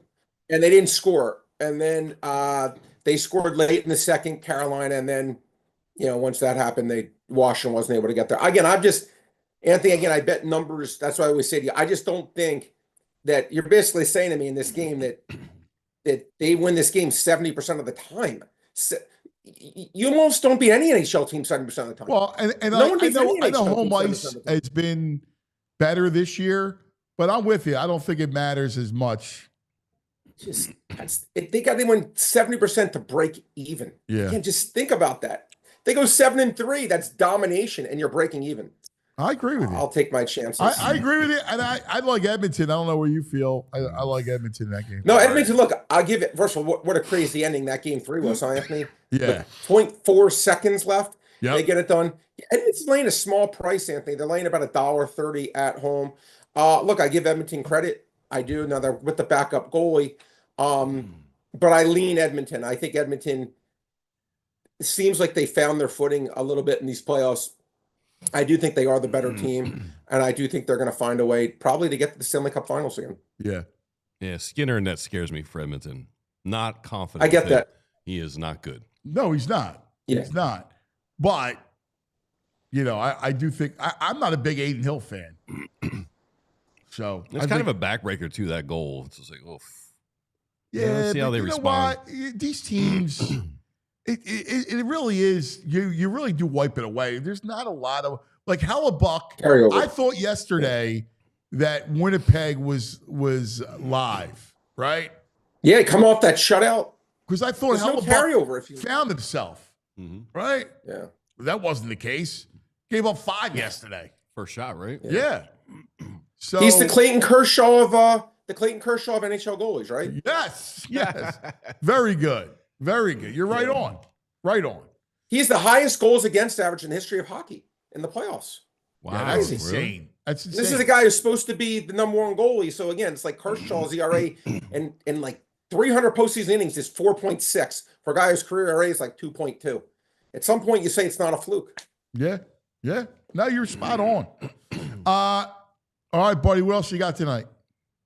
I got like a couple things, man. Emerson Hancock, Seattle Mariners. Oh wait, time out. Where do we stand with you guys? Because you were away 38 and 38. So your brain is 38 and 38. What's VG, Trash Man? I got me at 24 and 20. And VG 24 and 20. All right. Looking at chewing confidently. It's like, yeah, I'm dude, no, my allergies are terrible. I got to take a lozenge. He's crying. All right. I'm not chewing in confidence. I'm chewing. I think you'd be like Lenny Dykes, like smoking off. the tobacco, be like, yeah, I got Feinberg easy here. No. All right, so you got Hancock. I got Emerson Hancock. This is a great bet. Emerson Hancock, Seattle Mariners, over 4.5 hits, 9-1. Last 10, he's allowed 30 hits in 22 innings. Yankees second in the league in hits. How this is 4.5, I have no idea. I don't know who's making these lines. Again, this is a bet to me wins. I think this bet wins 2 out of 3. I laid like $1.20, gladly doing Emerson Hancock over. Yeah, he's a gas can. Yeah. I'm going to light it up tonight. I like it. All right, what do you got? I'm going to go the Buccos. They got a managerial change. They got some life. They won 2 out of 3 against the Braves. I think they go in the night with Skeens on the mound and take one against the Mets. I like the Buccos plus 135. All right. First of all, why are you finding a manager? And why is Colorado finding a manager? Yes, like these teams, your bad teams firing the manager. Well, what do you expect? Hey, man, it may have worked. Get the hell out of here. What do you got? May have worked. I'll stick in that game. I took under 4 in the 5-inning line. Again, doesn't have to be 5 runs scored in 5 innings with those 2 pitchers. I don't see it. I think Skeens, I'm on the Skeens side. I agree with VG. I think Skeens will allow 0 or 1. And Peterson is going to say, the guy's been good. Pirates can't score there. I think they're dead last or next to last in runs scored. I don't think there's going to be 5 runs. That's with the old manager. Give me under 4. I'm going to go. I'm going to stick with a theme here, I think. I'm going Rangers run line. The Rockies are 0-0. They haven't been within 1 run of a game in their last 9 games. So Rangers minus 1.5 today against the Rockies. Who's pitching? Yeah, I think that's a solid bet. Doesn't matter. No, it's Tyler Mahle, who actually has an ERA of around 150. He's actually pitched quite well. He's a kid from Cincinnati. Exactly. That came very close to making my card, actually, VJ. I'm going to go Cal Quantrill. Over 4.5 hits, similar kind of thing. He's 17-5 his last 22 games, giving up over 4.5 hits at the Cubs for a very good offense. Yet again, I'm taking these gas cans who stats again. Sometimes it doesn't have to be complicated. Like you're just like, okay, this guy's been bad consistently. I love those bets. But by the way, I think with sneaky, there's a couple sneaky areas that I think you attack. Like both those guys, Quantrill and Hancock, give up a lot of hits, but they also get innings to pitch. Like they don't get yanked early, right? So they'll go 5, and so they'll give up 7, 8 hits. Like it's a smart right, move. exactly. And then the other thing to attack that I would look at if I were you would be like these teams that strike out a lot to look to attack. And I know you do that, is to attack the strikeouts. Because I think there's some value where if you got the matchup, goes back to matchups. Sports about matchups. You look at the matchups, you know. I got one more to take the price. You could get on the Capitals tonight anywhere from plus 200 to plus 225. Again, to me, I don't want to say it's a 50-50 game, but I think it's at least I'll call it a 42%er. And you're going to give me plus 2 something. I'm going to take it. It's going to hurt my record when it loses to PG, but that's okay. You will get an extra win because you're getting plus 2 to 1. So say you go 4-0, you will actually go 5-0 on your record. Well, we'll see. We'll see what happens. I think that's a rule I'm putting in. If you take a dog that's plus 2 to 1, 200, then you get 2 wins. Okay. Yeah, I think this has I think this is at least Again, I think this bet wins over 40% of the time. I like it a lot. I do. VG, you got anything more? Oh, yeah, I got one more. I'm going to Spain La Liga 2. And this one hurts me because I love, as far as dive bars go in Philadelphia, El Bar is one of my favorite dive bars. But I'm going Granada, minus 148 against El Bar in regulation. Oh my God. Man, this guy's the best. La Liga 2. Well, what's that? The second league? That's the league I think below that's La what the Liga. two It's like what? The signify. AAA of La Liga? Anthony, the best thing much, is yeah. this game could be final. I wouldn't even know. Oh bet could have my already won. God, Granada. Yeah. They're coming out strong today. Who are they playing? El Bar. El Bar. Wait, isn't that where did the United States invade that team? No, it's a different. That's an Granada, island, am I- right? am I misremembering? Grenada. That was Grenada, not this is Granada. Granada Come in on, you Spain. say Granada. Oh, I I'm don't- saying I- Grenada. Yeah. Tomato. Yeah. All right, Brain. Great stuff, buddy. I don't even know. Appreciate you guys. Great to be back. And biggest night tonight. This will determine, guys, if I watch any games next year. What? The lottery. Oh, yeah. NBA lottery, man. Yeah, well, Got to get Cooper flagged. yeah. Oh, you Yeah, I'm flag? not holding my You breath. flag her out? You're not watching if they don't get flagged? No. Well, let me ask you a question. Would you guys take right now? Just take it right now. Would you take the second pick, or do you think you need first pick or bust? First pick or bust. To have any meaningful That's impact? what I Yeah. think. Yeah, That's flag what I or bust. think. Yeah, I I agree. agree with you. Yeah, flag or no, Yeah, I think it's flag first or pick or no bust. TV. I agree. I'm with you. I'm not making that proclamation. All said. All right, Brain. See you, brother. See you guys tomorrow. See you. All right. Now we got to take care of some business. But coming up, wall see Berm. Eagles, Cowboys, September the 4th. I don't know. The poor spouses of these reporters and stuff. You think they might have a day off? He's like, I got to do hits now. They just announced who the first game is. Like, it takes very understanding spouses and partners. Well, listen, dude. Poor Zach. All right. I love Zach. Zach's the greatest. So, but here's the thing. He's going to have, now he's got his book coming out on the season, which will be awesome. Mm-hmm. But, NFL writers, their downtime is right after the June camp. Did you get like Memorial Day week, right? See, I thought it was And then- draft to training camp. No. No, you got mini camps, OTAs. Oh, my God. All right. Yep. You really get a good month. But the good thing about being a football writer is NFL training camps got pushed up. So you basically have 2 weeks in June, like around June 20th Mm-hmm. till like July 14th off. So you Okay. almost got a month in the summer. All right. All right. So Once mid-July on, it's full pedal to the metal. well, without a doubt. All right. All right, buddy. All right, let's talk about a little True Mark, shall we? Let's do it. TrueMark Financial Credit Union, they're our friends, and they got some HELOC stuff going on. If you're working from home, it's time to stop calling the place from the couch. With a TrueMark Financial HELOC Select, you can tap into your home's equity and finally upgrade that home office, build out a better space, or just finish projects you've been putting off. With a HELOC Select at TrueMark, you get a great low rate, you get some flexible access, you can pull the funds all at once, or you just pull them out as you need them, as you go along. You get lower rates than most personal loans, and there's no penalties if you pay it off early. So that's pretty cool. Visit TrueMark.com/PHLY to apply and turn your work from home game into a winning play. Terms and conditions to apply. Visit TrueMark.com/HELOC, HELOC, for details. Federally insured by the NCUA, Equal Opportunity Lender, and MLS 404938. Hey, I also want to say, it's a good time to clean out in the spring. Everyone does it, and we're doing it here at PHLY. We're doing a little spring cleaning clearance sale. We got merch up to 75% off, so it's time to get some gear. I mean, even just the basic PHLY hoodies and the T-shirts, it's a bargain of 75% off or up to 75% off. So check it out, man. Stop by. Yeah, it's good Get some new gear. It's good. It's great stuff. It really is. Yeah. All right, you ready? Here we go. Parks Casino. We got a new headliner. Oh, no. Oh, yeah. No heads up. No heads up. Oh, boy. Just announced at Parks Casino, the classic rock band, Kansas, headlines the man. Excite Center, Parks Casino, Saturday, October 4th.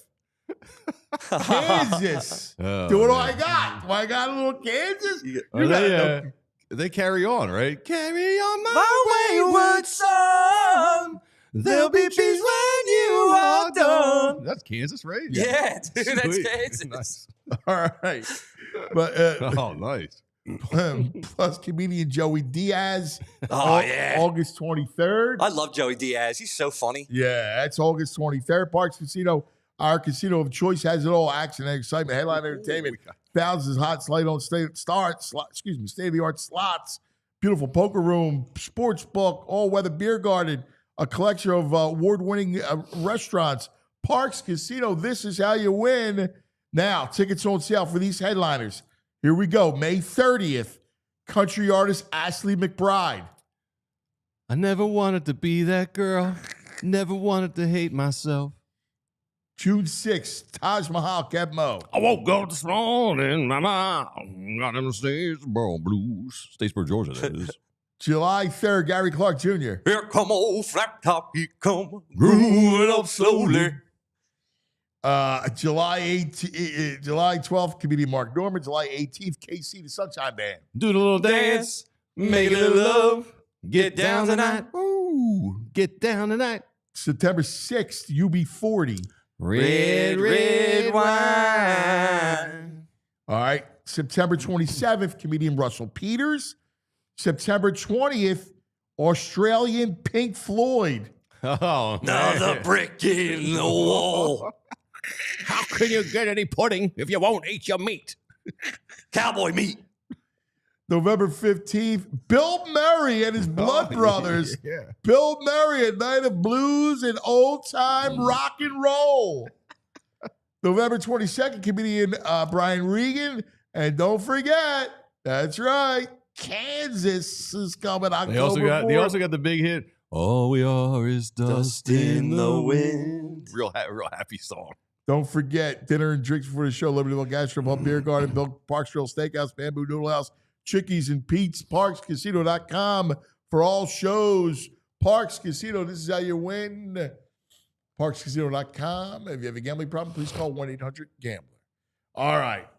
Now, I can't wait to talk to this man because this game on September the 4th, right after Labor Day, to open the season, we have learned, as Adam Schefter reported early this morning, that to kick off the NFL season, none other than the NFC East rivalry, your Philadelphia Eagles, your Super Bowl winning Philadelphia Eagles against our hated rival, the blood rival, the Cowboys.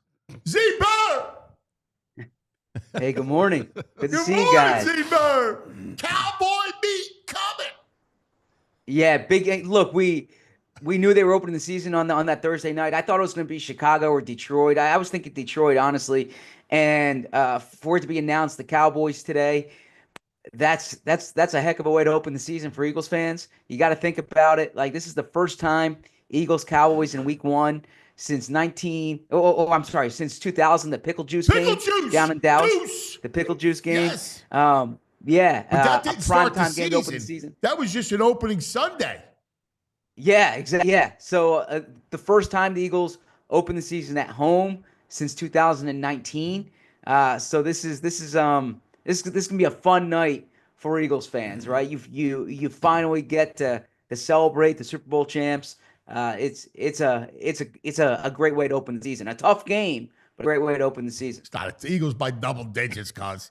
They're a tough game. New coach, quarterback coming off a season-ending injury. They got a ways to go before they get their sea legs. They're gonna come. They're gonna run into a beast. Yeah, that Cowboys team. Look, I imagine we'll get into kind of the NFC. I told you double digits in the Super Bowl. I'm telling you double digits in this one. All right. Yeah. I mean, I think the Cowboys are gonna be good this year. The Eagles are better.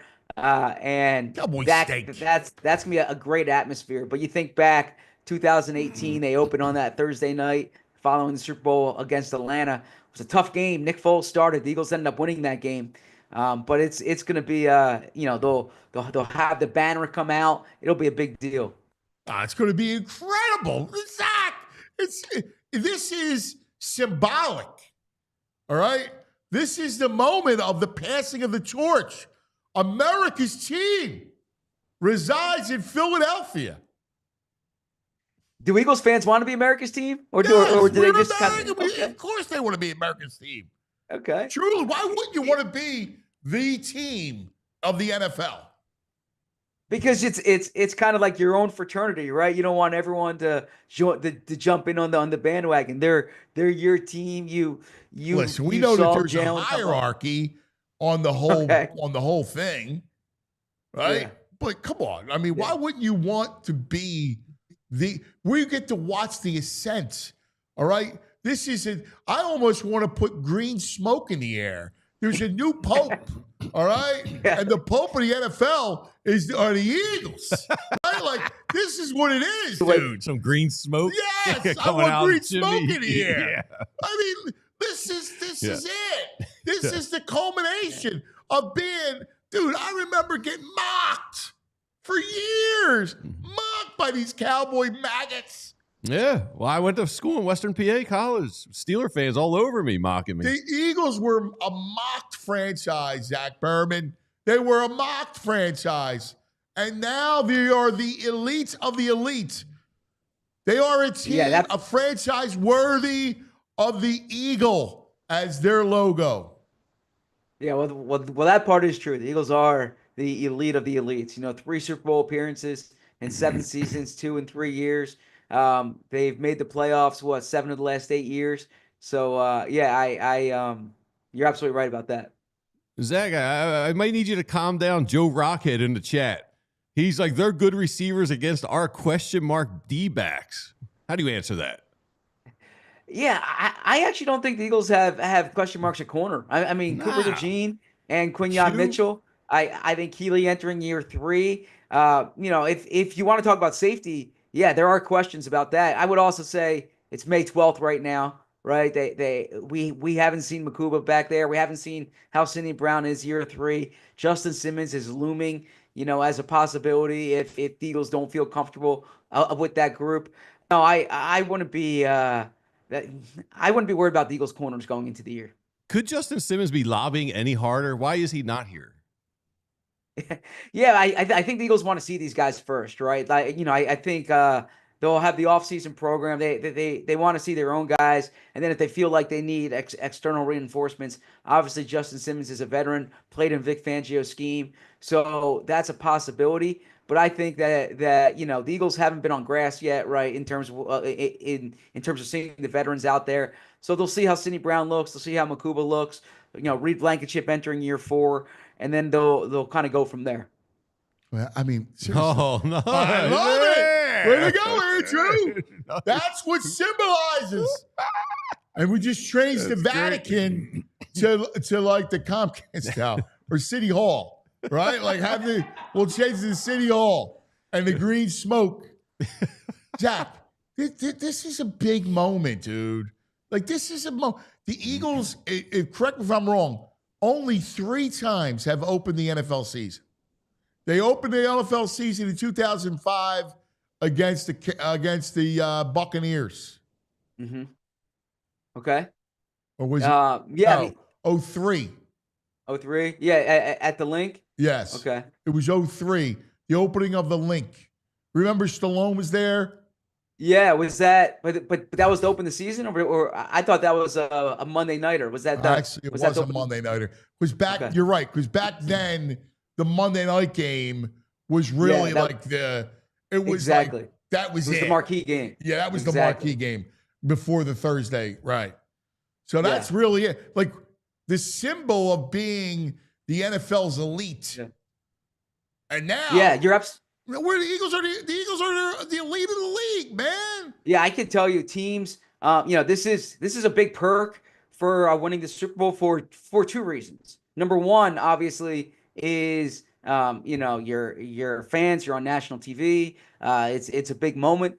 The other thing is, and you know this, Anthony, from talking to coaches, that Thursday opener is a big advantage because then now you have extra time going into week 2. You don't have that short. You might have a Thursday game later in the season, but you have more rest going into week 2 than your opponent. It's easier to prepare for a week 1 Thursday game because you haven't had a game yet. So this is something, the Chiefs, the Ravens, these are teams that are kind of used to playing on these Thursday night openers, and they view it as advantageous going into week 2. That's right. 2-0, buddy. 2-0, VG.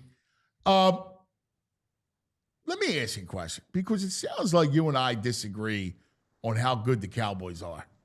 I heard it all last year, and I think you and I argued last year, because I know I argued with people on my Fox show that were all about the Cowboys. They're not good. I don't know what you see in a quarterback that is completely one of the most overrated quarterbacks that I've ever encountered, coming off a season-ending injury, right? They still have no running game. Why, you like Miles Sanders and Javonte Williams as their backs? Yeah.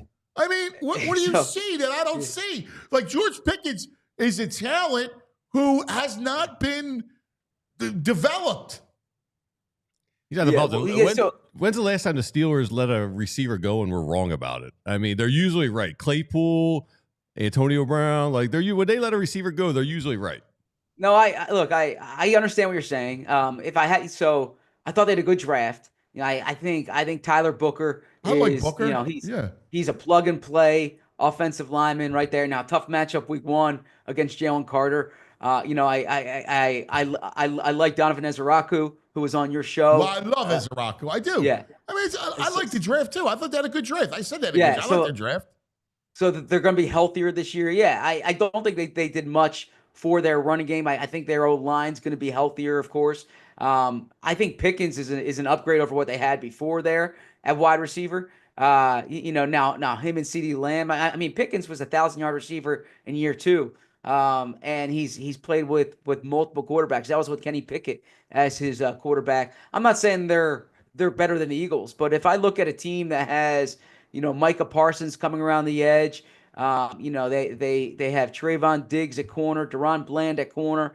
I understand, I think they could have done more in that coaching search. Schottenheimer was, I would say, relatively uninspiring as a head coach hire. Relatively. But I disagree with you on Dak. I mean, when Dak's I don't know what right, you see in Dak. I don't like Dak. Yeah, when Dak's right, he can sling Dak's it. a numbers guy. How many times do I got to see him melt down? Right, like he has these big games, throw for 5 touchdowns, and they're win 42-14, and the Cowboys. That he looks great, and then you see him right stumble and sputter and throw 2 picks. And the offense does nothing. Like, I don't know, Green Bay in the playoffs at home. I've seen that time and time again.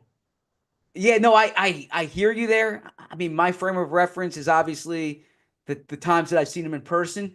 And he started 13 games against the Eagles. He's won 9 of those games, right? So he's, when he's on, he can be dangerous. Now, they have stumbled in the playoffs, no doubt about it. I'm not saying they're better than the Eagles. I'm saying they're better than Washington. I watched him melt down in big games. And now he's coming off a season-ending injury. All right.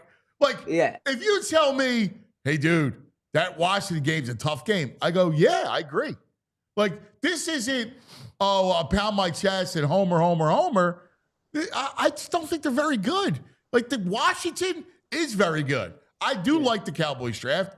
I think they're putting pieces together, but the top piece, their top pieces other than Parsons and CeeDee Lamb, I go, all right, you can have them. Yeah, I think Dallas is better than Washington. I mean, they were a 12, they won 12 games 3 years in a row, and then last year Dak gets hurt.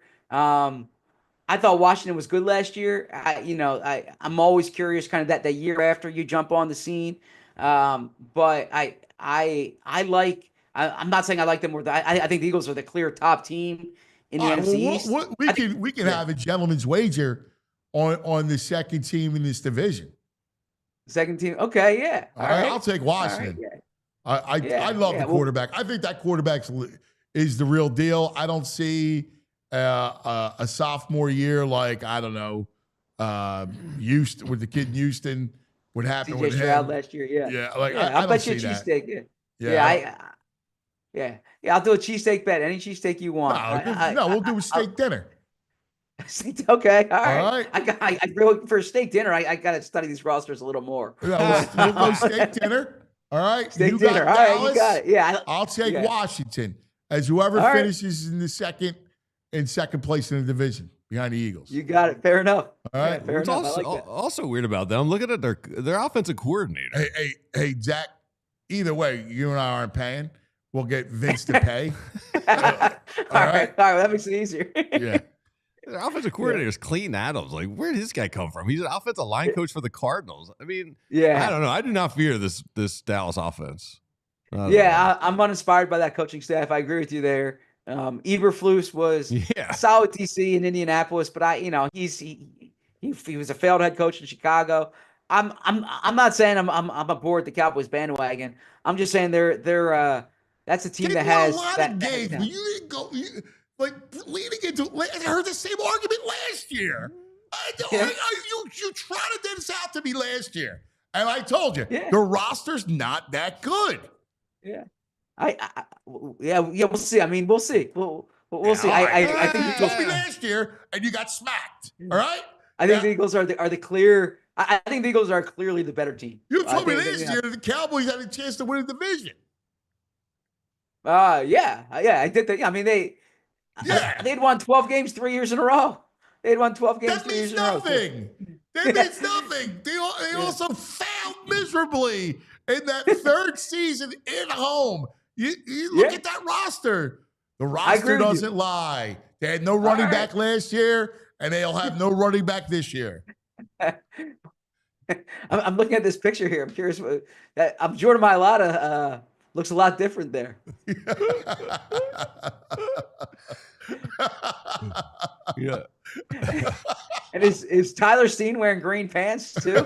And Saquon's wearing green pants. Yeah. The beauty of Grok. Rock rules.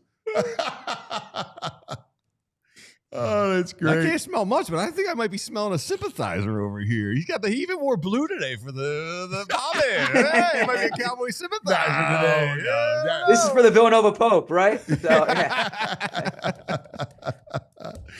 Oh, brother, it's going to be fun. Hey, by the way, we haven't talked to you since, I think, one of the greatest things that happened to this team, too, is that you reworked Goddard's deal. Yeah, you're right. You're right. I think the Eagles played that well.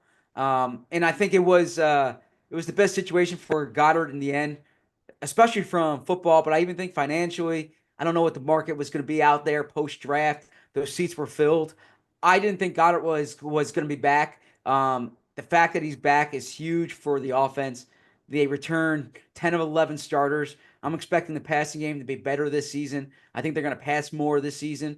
And it wouldn't surprise me. I know this might seem bold. It wouldn't surprise me if the Eagles' offense is better than their defense this season. I know the defense was number one last year. I'm expecting the offense to take a big step up this season. I think I think you're going to see. I think the defense is going to take a bit of a step back too. But I think the offense is going to take a step up. You know what's funny? I don't know about that because here's the thing. I hear you on what you lost, but what you gain in experience, Sure. I mean, I don't know. First of all, I think Carter's the best. Is going to be. This will be the year he's the most feared D lineman in the NFL. Right. Yeah. Agreed. Nolan Smith made that step last year. And I keep going, and we talk about Bond and I love Jahad Campbell, but I'm not even going to go rookies. And then the kids in the secondary, like Quinyon and Cooper, I mean, they're legit, dude.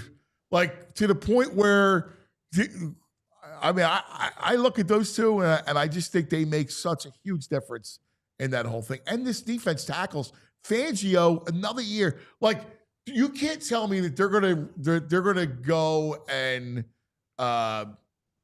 they're gonna be worse when a Fangio says, "I need you to watch the film of the second half," right? Like before you celebrate. Like he's not gonna let them have a worse year. I think I hear what you're saying. I think they're going to be good. I mean, just practically speaking, they were historically good last year, right? Yeah, I hear you. They were number one in the hear you. league. So, like, if you just look at it across the league, defensive of performance and stats have more year-to-year variability. So, I still think they're going to be really good. Get your head out of the numbers. Get your head out of the analytics. All right? Look at the art of movement and look at the football. All right? You're a football guy. Sometimes you go more analytics. Yeah. Don't let your eyes deceive you, Holmes. I think they're going to be really good. I think like number one in the league is ambitious, right? And so we'll see. Yeah. All right, so they slipped in number 3. Yeah, but I think the offense is going to take a big step up this year. I think they're going to pass a lot more than certainly than last year, and than people think. I think Jalen's going to have a bounce back year, statistically speaking. I think AJ, Devon. I mean, it would surprise me if Devontae's not over 1,000 yards this year. And then getting Goddard, if he stays healthy, it's important for him. Dallas Goedert's never had a contract year. I remember talking to Josh Sweat around this time last year, more closer to the summer, and he was saying he's never entered the final year of his. He's never played on the final year of his deal, right? And you saw what he did this past year. Dallas Goedert's in that situation this year, so I think if Goddard can stay healthy, I'm expecting this passing game to be much better. All right, I like it.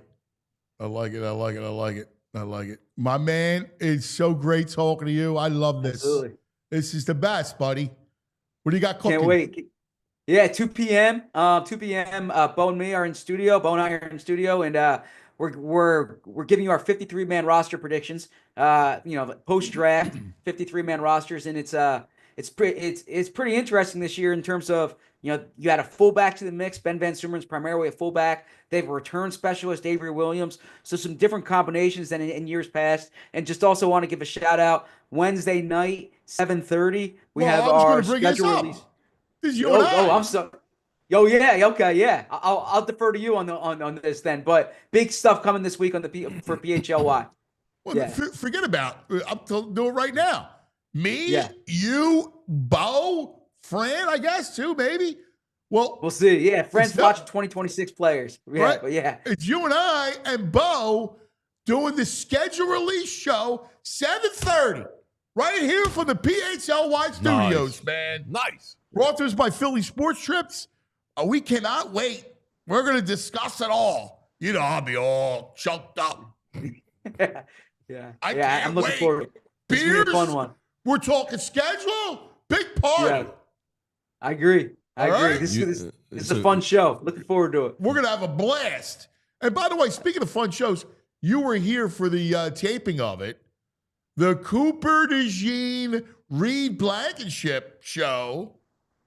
How about that? Oh, yeah. It's going to be awesome. Big stuff for PHLY. This is great. It's a great time to be at the network. It's fantastic, isn't it? Like, that show's going to be fun. Cool. Yeah, it's great. So on the schedule release show, do you go over the Eagles schedule and Zach goes over Dallas' schedule? Is that how that works? Yeah. Guilty as charged there. All right, Dak. I'll see you Wednesday. All right, guys. Good talking to you. Here he is, the great Zach or Dak Berman. That's fantastic. Neil, Jared, Neil. You got a Neil. Dude, Croc is great, man. Way to go, Andrew. Andrew's crocking it up. That's fantastic. All right, coming up, big event tonight here at the PHLY studios. We're having a big event for diehards to draft the NBA lottery parties tonight. Nice. All right, and our man Devon Givens will be on hand. Yeah. So we got to talk to Devon coming up about the lottery. And this is what better way to watch the lottery? Hang out with Devon. This is it. Like the future. This is the Sixers' whole season is tonight. It's tonight. Yes. It's unbelievable. The 2025-26 season is tonight. It's tonight. Yeah. All right. Don't forget again. I was going to try Wednesday night schedule party. We'll be here. Please watch it. We'll discuss the whole thing. 7:30. It'll be Zach, Bo, myself, presented by our friends at Philly Sports Trips. That's right. Wednesday night, 7:30, Talking Schedule. Hang with us. Want to talk some beer? Talk Talk some beer. I'm sure there'll be some Pabst Light. I hope so, on the man. set. Because Pabst Light is a new, light, modern beer from Pabst Brewing Company. It's only 96 calories, only 3.5 grams of carbs, and full of crisp and refreshing flavor. They use high-quality ingredients, so you can get that high-quality beer at a smart, approachable price that's good for the waistline. Retains the fun and independent spirit of Pabst, and it's all what Pabst is known for. But it's light, and it's good. It's tasty, it's refreshing, it's crisp, it's clean. So learn more about the new Pabst Light at PabstLight.com. Please drink responsibly, and you must be 21 or older to enjoy this high-quality, very refreshing light beer from Pabst. Good summer beer. The Pabst Light. Yeah, I'm down with Pabst Light. Yeah, without a doubt. And then when we got the golf, tell us about the golf tournament, Andrew. Yeah, the golf tournament. It's coming up. You guys got to sign up. June 14th. It's at Valley Brook Country Club. It's a lot of fun. It's a shotgun start, so that means everybody starts at the same time. You get placed on a different hole. 2 o'clock on that Saturday. I went last year. I'm unfortunately not going to be able to go this year. But like everybody here at ALLCITY, PHLY, they're going to be there. It's going to be a lot of fun. There's a lot of good goodie bags.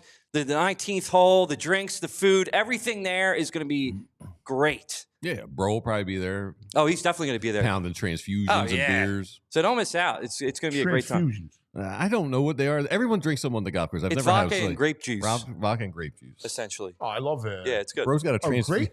Grapefruit juice? No, It's like- no, grape juice. Like right? grape juice, like Welch's grape juice. And Bro's like got a transfusion vodka. hat.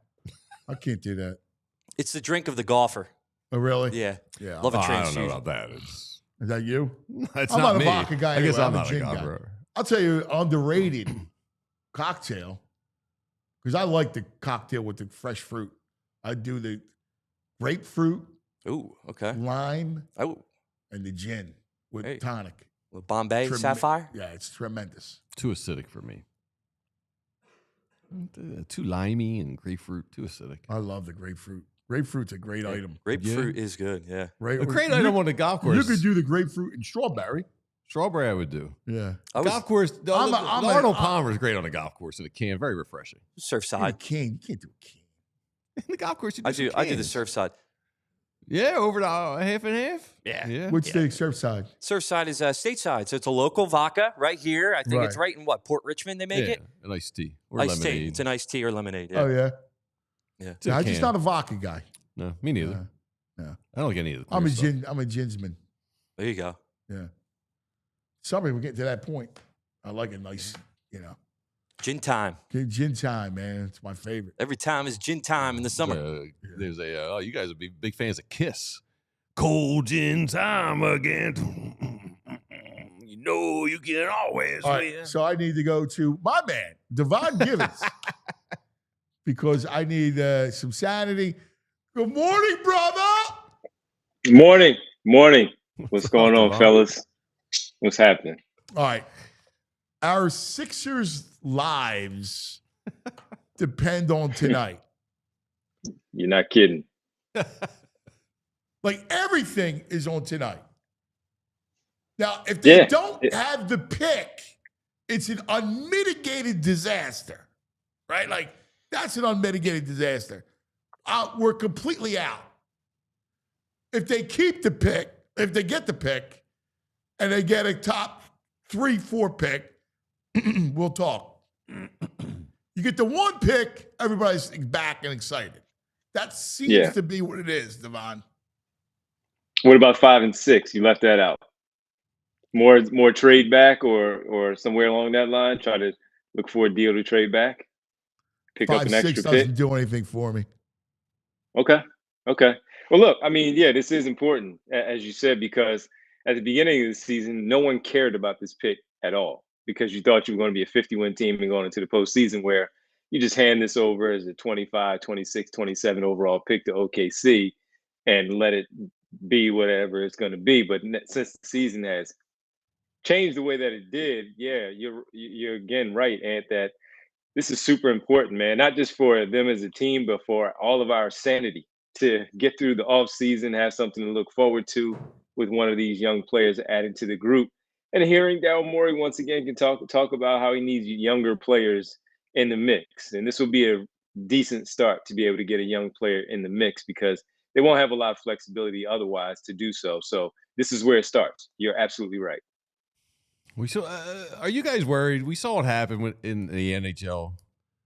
You know, are they going to want Cooper Flag in Brooklyn, in a big media market like that? I mean, you look at the other markets from a business logistics. They don't want them. They don't want Cooper Flag in Utah.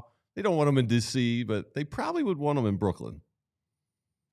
No, I understand what you're saying. You know, frozen envelope, Patrick Ewing, New York, all that kind of thing, and the Utah thing. No, you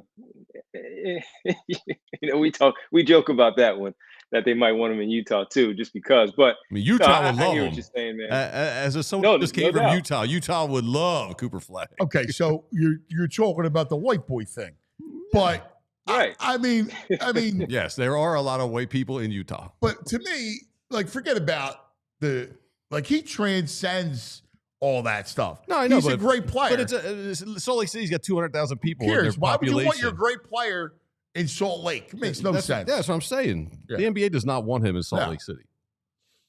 Oh, well, I mean, look, they might want him in Brooklyn because of the big market. Of course, here is a big market with the Sixers, and who knows, not much else when you talk about Washington, New Orleans, and some of those other franchises, certainly Charlotte, not the case. So Brooklyn would make sense, and they started over. They've done what they've done as far as building up their treasure trove of picks that they have, and acquiring a lot of first round picks as well to go along, because no one there right now is a mainstay. Cam Johnson is probably on his way out somewhere. They'll use him as trade bait. Maybe the same for Cam Thomas, Nick Claxton as well. Beyond that, there's not much else there, and they can move on. So this would be a really good starting point for Brooklyn if that was the case for Cooper Flag.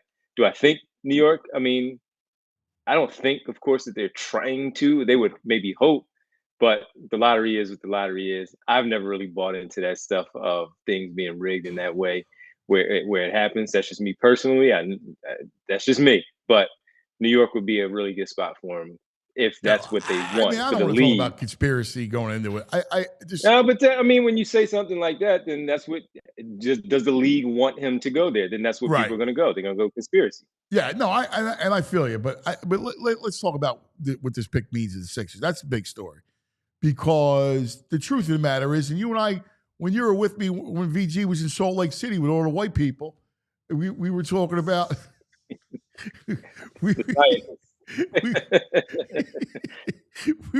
mean, you're not lying. we were talking about this franchise, and look, Eel spoke. He's going to take the road of, hey, it all comes together.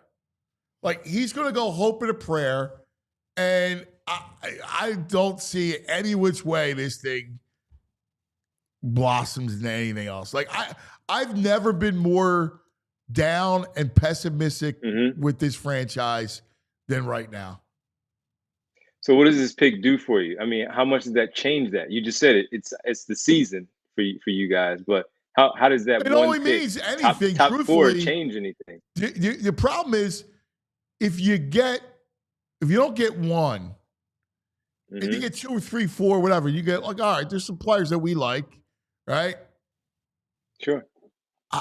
I don't have faith that Morey's going to make the moves. Like, you got to turn this thing over. At this point, if there is a will, if there is someone out there that would take Embiid or George, you got to do it. You're now got to protect your future. Yeah, I just don't know who that team is, what that team is. I know we talked about the Lakers situation that day. I was in there with you. Let's say they wanted a center in Houston, where the conversation is that they need something. Şengün is a really good player. He's an all-star this year, but he's younger, right? And he's cheaper than Joel. So would they do that? And especially with the news coming down. I don't know. I think it's tough. But it's going to be tough. My point is, I just don't know where that team is.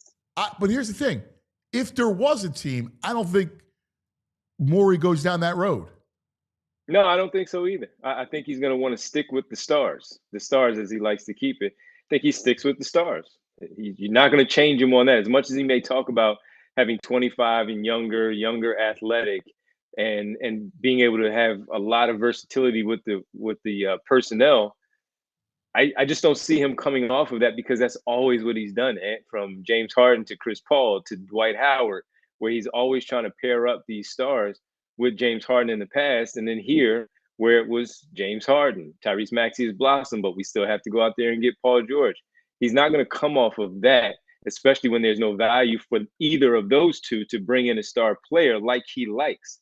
So I don't see it. And to your pessimism of the season, then I get it, because he's not going to do that. I don't think he's going to change his stripes that drastically in one offseason from what he was a year ago, and acquiring a second or a third star, to go along with Embiid and Maxey. So I don't see it. I think that, to your point, he's going to hope that he can gain a star here when it comes to this draft pick, develop him within the system, and see how quickly that player develops in helping this year and then down the line. And then maybe those two will change their trade value, and Morey might look to eventually move. But this year, I just don't see it.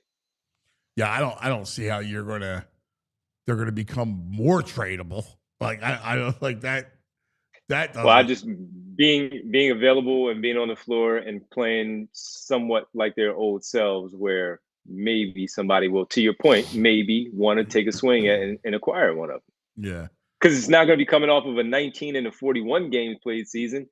Maybe it comes off of a 59 and a 69 game season for both of those two. Yeah, I'm not holding my breath. You know, a lot of maybes with this basketball team right now. A lot of maybes, a lot of ifs. This is my problem, man. Devon, this is my whole problem. I have no faith. I have zero faith. I don't think there's no identity. One of the things that Mike Sielski brought up to us earlier is their lack of identity over this whole period of time. You know what they are? This has been a franchise where they got enamored by stars. You said it earlier. And they got enamored by stars. Instead of building it the right way, Indiana, OKC, right? Like they went after all these stars, and they were all aging, just one ill-fit star after another. Yeah, it has got him in trouble. It really has. I mean, the one that worked was the the Jimmy Butler one. James Harden worked for what he did in that playoff series, but also it wipes it all away when he doesn't play well in game 6 and 7. The one that worked was the Jimmy Butler one, and they didn't allow it to happen longer to see if it really would benefit and what you need. So out of all of the stars that they've acquired right now, Paul George, James Harden, and Jimmy Butler, he was probably the one. Al Horford, if you want to include that, because of course he eventually left and now he's won a championship with Boston. But the Jimmy Butler was the only one that worked. And as you talk about finding the star to pair with Joel Embiid and seeing if it would work, we only had 3/4 of a season, and then he was gone. Don't know that they would have gotten to a finals. Have no clue. But the way he played, his mindset, the fact out of all of them, he's the one that's unafraid of a situation, and seemed like James Harden did too. Got the best out of Joel Embiid. He was the only one. He was the only one that they swung on. It worked until it didn't, because they let him walk out the door. Cousin have another big game in him tonight. Listen, you knew Boston was going to come back, and absolutely they would have their game. Now I think tonight's a close game down to the wire. How about Cousin being just the closer? Just what can you how the pride that you and your cousin must feel right now of watching your blood just coming up huge. I mean, just playing ridiculous ball. The first thing I think of when you ask that is the fact that his shooting wasn't on in either one of those games. But when they needed him to make shots late in the game, as they trimmed the deficit and eventually got back into the game, taking the lead and winning, was that he never let his head drop too far where he couldn't still do things on the offensive end. So I look at that, and then on the defensive thing, and then you've seen him and you've been around long enough with him that he prides himself defensively too. So the way for him to stay in the game, stay engaged, is to try to make some defensive plays.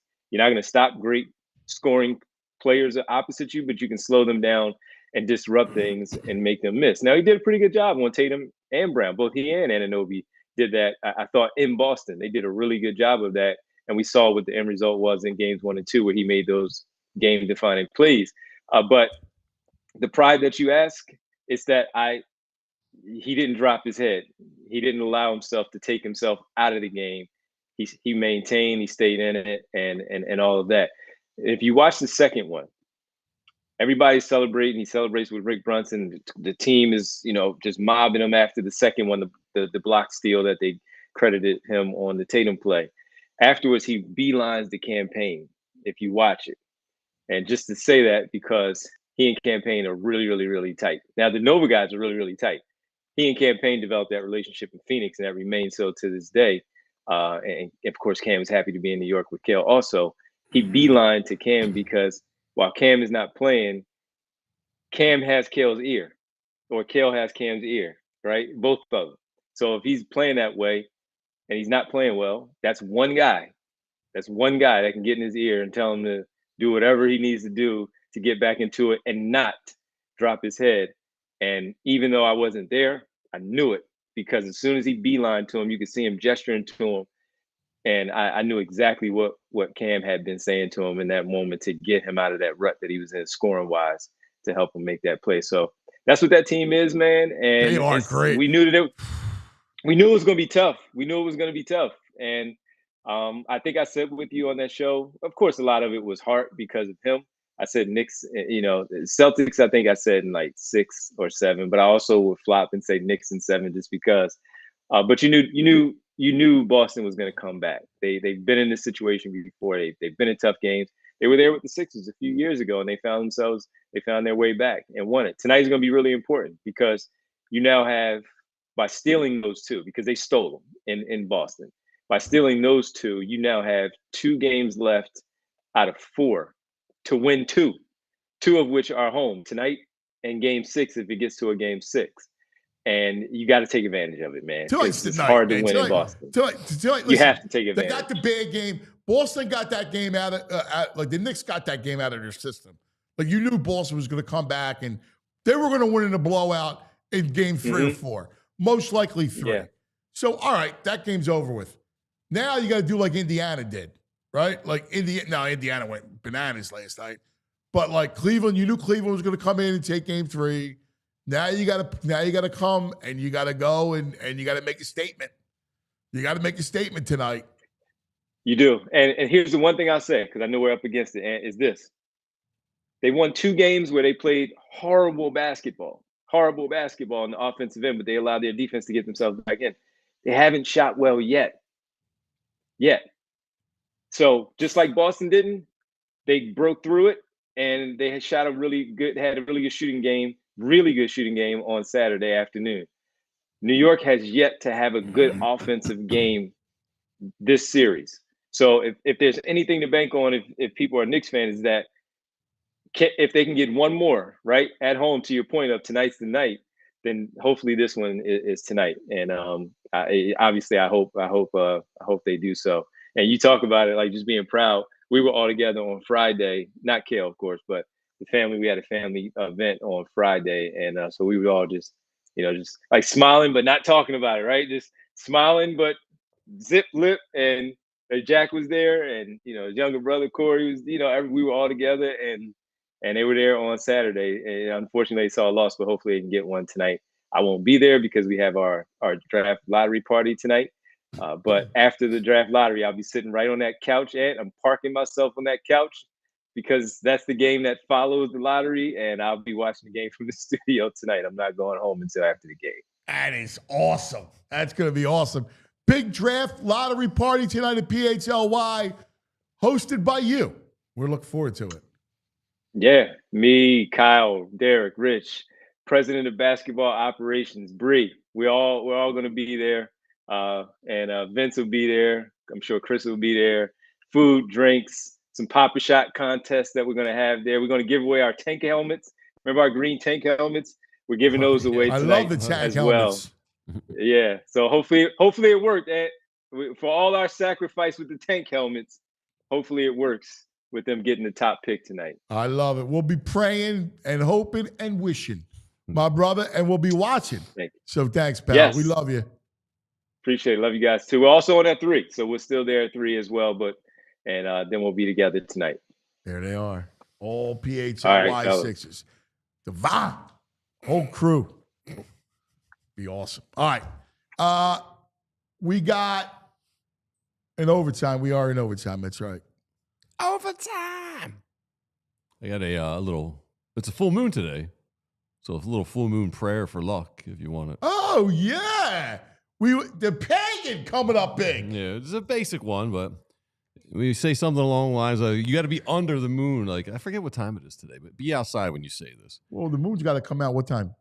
4 o'clock? Yeah, but it's around. Like sometimes you see it during the day. Yeah, when you does it have to be at a certain piece? I mean, you actually want to say it when it's the actual full moon. It's close to the actual time of the full moon. Let me see what time it is. Oh, perfect.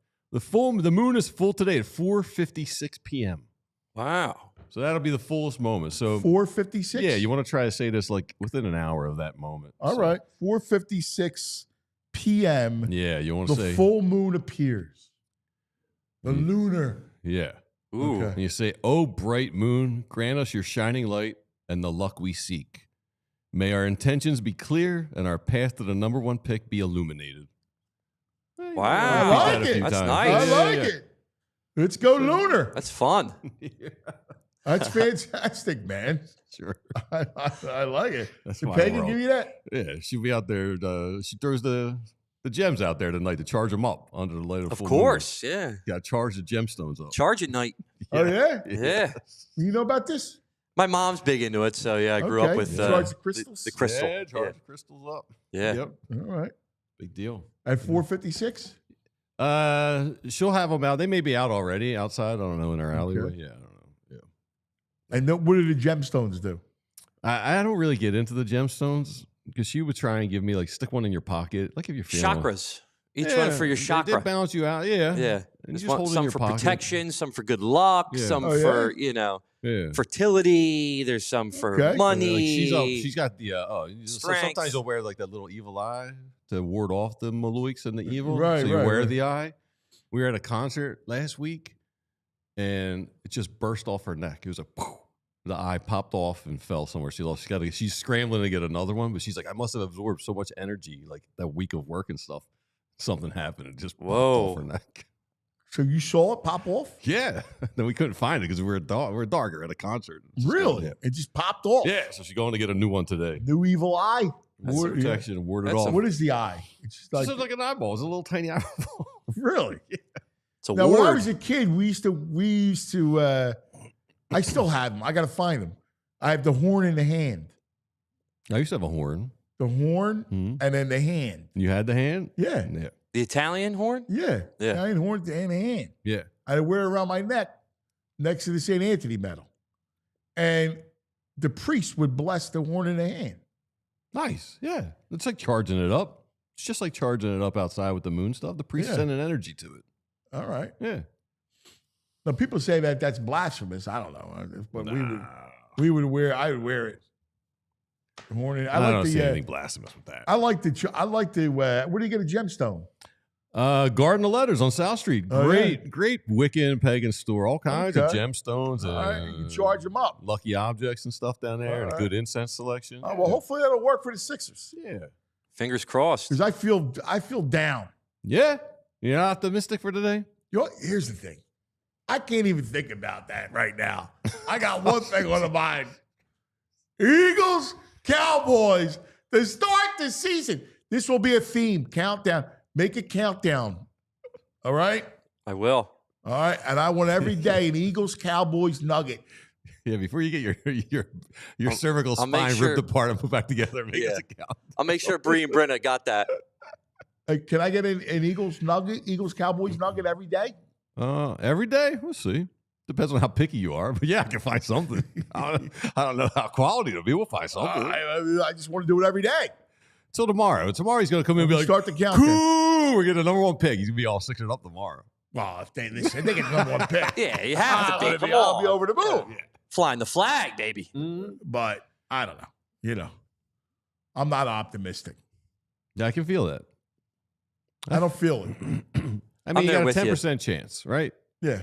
I mean, 10%. Every once in a while, 10-1 shot comes in, I guess. Sure does. All right. And we got, yes. Because I don't feel Joe as Rocket bad. Like, says we got the Pope now. We got the Villanova Pope. A little luck. That's a good point, Rocket. Yeah. That's good, Rocket. That's a good point. Did Fit Dad, is he in on the opener now? No, he hates the Cowboys opener. I don't know how. I mean, I don't know why. It makes no sense to me. How could you hate that? I hope he comes on and tells us at some point this week. I actually polled it. I've been polling it the entire show. If people were hyped for the Eagles-Cowboys opener, only 73% of the people said that they were excited for it out of 210 votes. So there's a 27% that's saying, Yeah, I don't even understand. So you got like 50 people. I was hoping like 100. That. I was hoping 100%. Like, come I on. told you, when it first came out, I was listening to the radio. Then, one dude was like, "Oh, I don't like it." Like, what are you, nuts? But I'm not surprised. No, I don't get it. I don't get it, bro. Where's the bro? Jamie, king of content. He's probably on a meeting. Who cares about his meetings? He's got busy meetings all day. Forget the meetings. He's got a plan. Get over here, bro. I hear him shuffling. His office is next door. We can hear him sneeze. So with my big mouth, I can easily get him. Oh, he's heard you for sure. He's heard you. Yeah, I'm gonna Joey, go get him right now because we're about to end the show, and I want to see what he has to say about this. You better tell him to get it. I don't care if he's on a meeting with those people, corporate. You know what I feel about corporate? Yeah, Bleep corporate. Yeah. All right. Yeah, What's he gonna tell Joe, I got Joey out there. Tell him. Joey. You have any nugs? Just drag them out. Yeah, we got nugs. Yeah, we got nugs. All right, do some nugs while we're waiting for Jamie. Which one do you want to go first? Let's go food. Food. Let's do it. Yeah. Man, we all like. Jim Nance was in town. Dude, I saw. I was eating a cheesesteak. I eat it at Danny's Angelo's. Yeah, Danny's was all over. Yeah. This. I make my living with my words. There are no words. Wow. Who was hosting? Who shot that? I don't know who's shot. She sounded like a Philadelphia. She had a real Philadelphia voice. Yeah, I don't know. Yeah, I heard the video. Didn't say. So let's have some fun. We've been having fun with my favorite story. Belichick is out and about. Oh, hold on. Here comes bro. Come on, bro. He's got to get the chair. Does he have his transfusion hat? Does he have his transfusion hat on? Do you need a chair? I just want to talk to you. And by the way, and then who cares about you in corporate meetings? The corporate meeting. It was the producers' meeting. All right, relax. All right. Listen, what do you think? Eagles, Cowboys. Oh, it's good for all the 30-year-old and younger Cowboys fans. They finally get to watch a banner get raised. Yeah, I'm happy for them. It's a big moment. No, but like this is the greatest thing in the world. Is it? What's wrong with you guys today? Yes, it is, bro. Yes. We get to rub the banner in Jerry Jones' face. He's got to see it get raised. I kind of was looking forward to like a Lions or Commanders or something. Ah, come on. Boo this man. Boo! Boo the bro! Are you nuts? The Cowboys are nothing to me. Oh my God! Spoken like a true corporate guy. Yeah. He really is. A bunch of losers. He's a freaking corporate jerk off. How could you not like this? Because they're irrelevant. No, it's not. Nah. It's symbolic. The Eagles now will become America's team. It's the passing of the mantle, the torch. I guess. For years. Look at his golf tan. For years. I got a little sun on Saturday at the cricket club. By the way, give me a second to rave about Philadelphia. Banner weekend for the city in terms of like golf and event execution. But yeah, I mean, I guess it's a big deal. The Cowboys. Oh man, I waited for this. Go over to your meetings. I don't know. They're just like horrible. a little. Don't shut the door, Joey. He's leaving. They're like a little gnat. They're annoying. Like, oh, dude, this is a big deal. What are you talking about? They have to watch the Eagles for years and years and years. It's not like I just met you. We had to deal with Captain Cowboy and Cowboy Dave Captain Cowboy. And the Pigeons and all these people, right?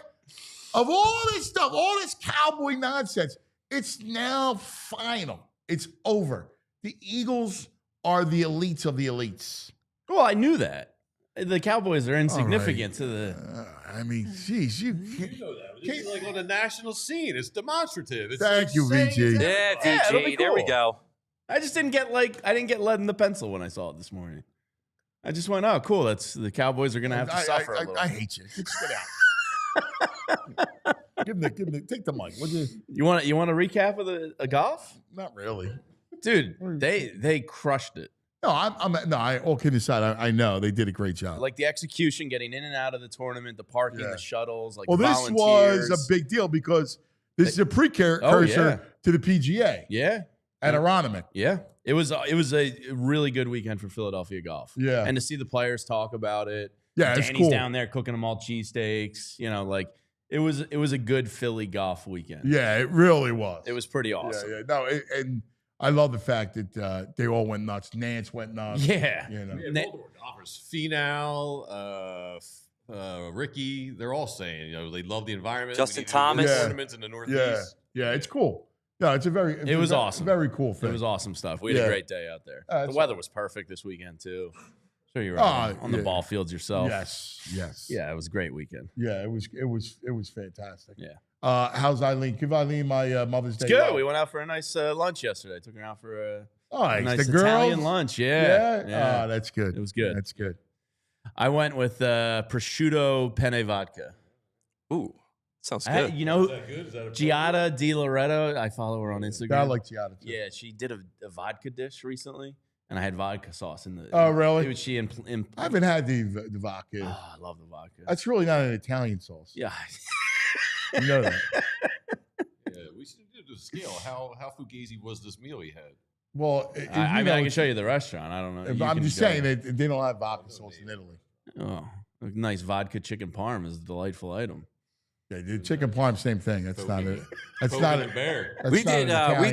We did chicken cacciatore. Oh, I like. There's no such thing as chicken in Italy. What would you do the cacciatore with? What do you do? Do you do a veal? Do you do veal or beef? Right. I don't. Yeah. All right. Good for you. Go Birds. No, you're not allowed to say that. That was. I waited. I could have just got off the air. I waited for him for that. I thought you don't know what you get. Some days it's amazing. I thought he would be coming in. Eagles, September the 4th. This is the ultimate statement. He's in golf mode. Look at him. It looks like he's just come off the course. He totally disappointed me. Let's get back to important stuff. All right. Bill Belichick at his girlfriend's Miss USA pageant. She's trying to be Miss Maine to get into Miss USA. She's from Maine? Yeah. So she came in as second runner-up in the Miss Maine USA pageant, which is that third place? Second runner-up? Second runner-up would be third place. Yeah. Why don't they just second say third runner-up? place? Yeah. Second runner-up. So that's crazy. It sounds redundant. So you'll see at the bottom of this tweet, Bill was front row cheering her on. And who do you think Bill was sitting with cheering her on? Her 52-year-old father. So Bill is next to Jordan's dad watching her partake in this pageant. That's got to be weird. Super weird, right? For the dad? Bizarre. We have a video of it here. Oh, no, this is even creepier. This is Bill Belichick greeting Miss Massachusetts. He's hanging out, hobnobbing with all the ladies at this Miss USA. Look at this. He's like, call her over. Pulls her over. Miss Massachusetts. All of a sudden, Mr. Personality. He's running around these pageants. Bill Belichick, the GOAT, the greatest football coach. Walking around Took pageants. over Vince Lombardi is the greatest. He's going to Miss USA beauty I can pageants. imagine if I had a daughter, like I'm Jordan's father, Yes. and there's Belichick. Yeah. Say a 73, 74-year-old guy next to you. Yeah, that's strange. 20 years you're a That's- senior. that's 20 years you're a strange. That's senior. bizarre. Yeah. It'd be like, in like 4 years, Cher is dating Anthony. Yeah, like no. Yeah. I mean, Cher's got like a 20-year-old boyfriend now. He's Oh like my 25 or gosh, something. yeah. She's in her I'm out. 70s. Nah, man. Yeah. So weird. Yeah, that's creepy. It's just creepy. Yeah. Creepy, It's creepy. super creepy.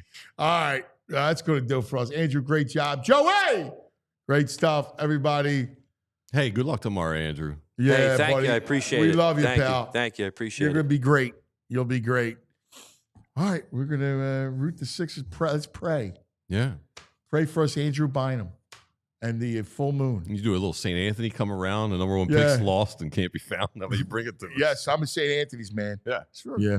Here we go. All right, have a great day, everybody. We love you. Hang in. Let's see what happens tonight. We'll talk about it in the morning. We all silly like the mayor.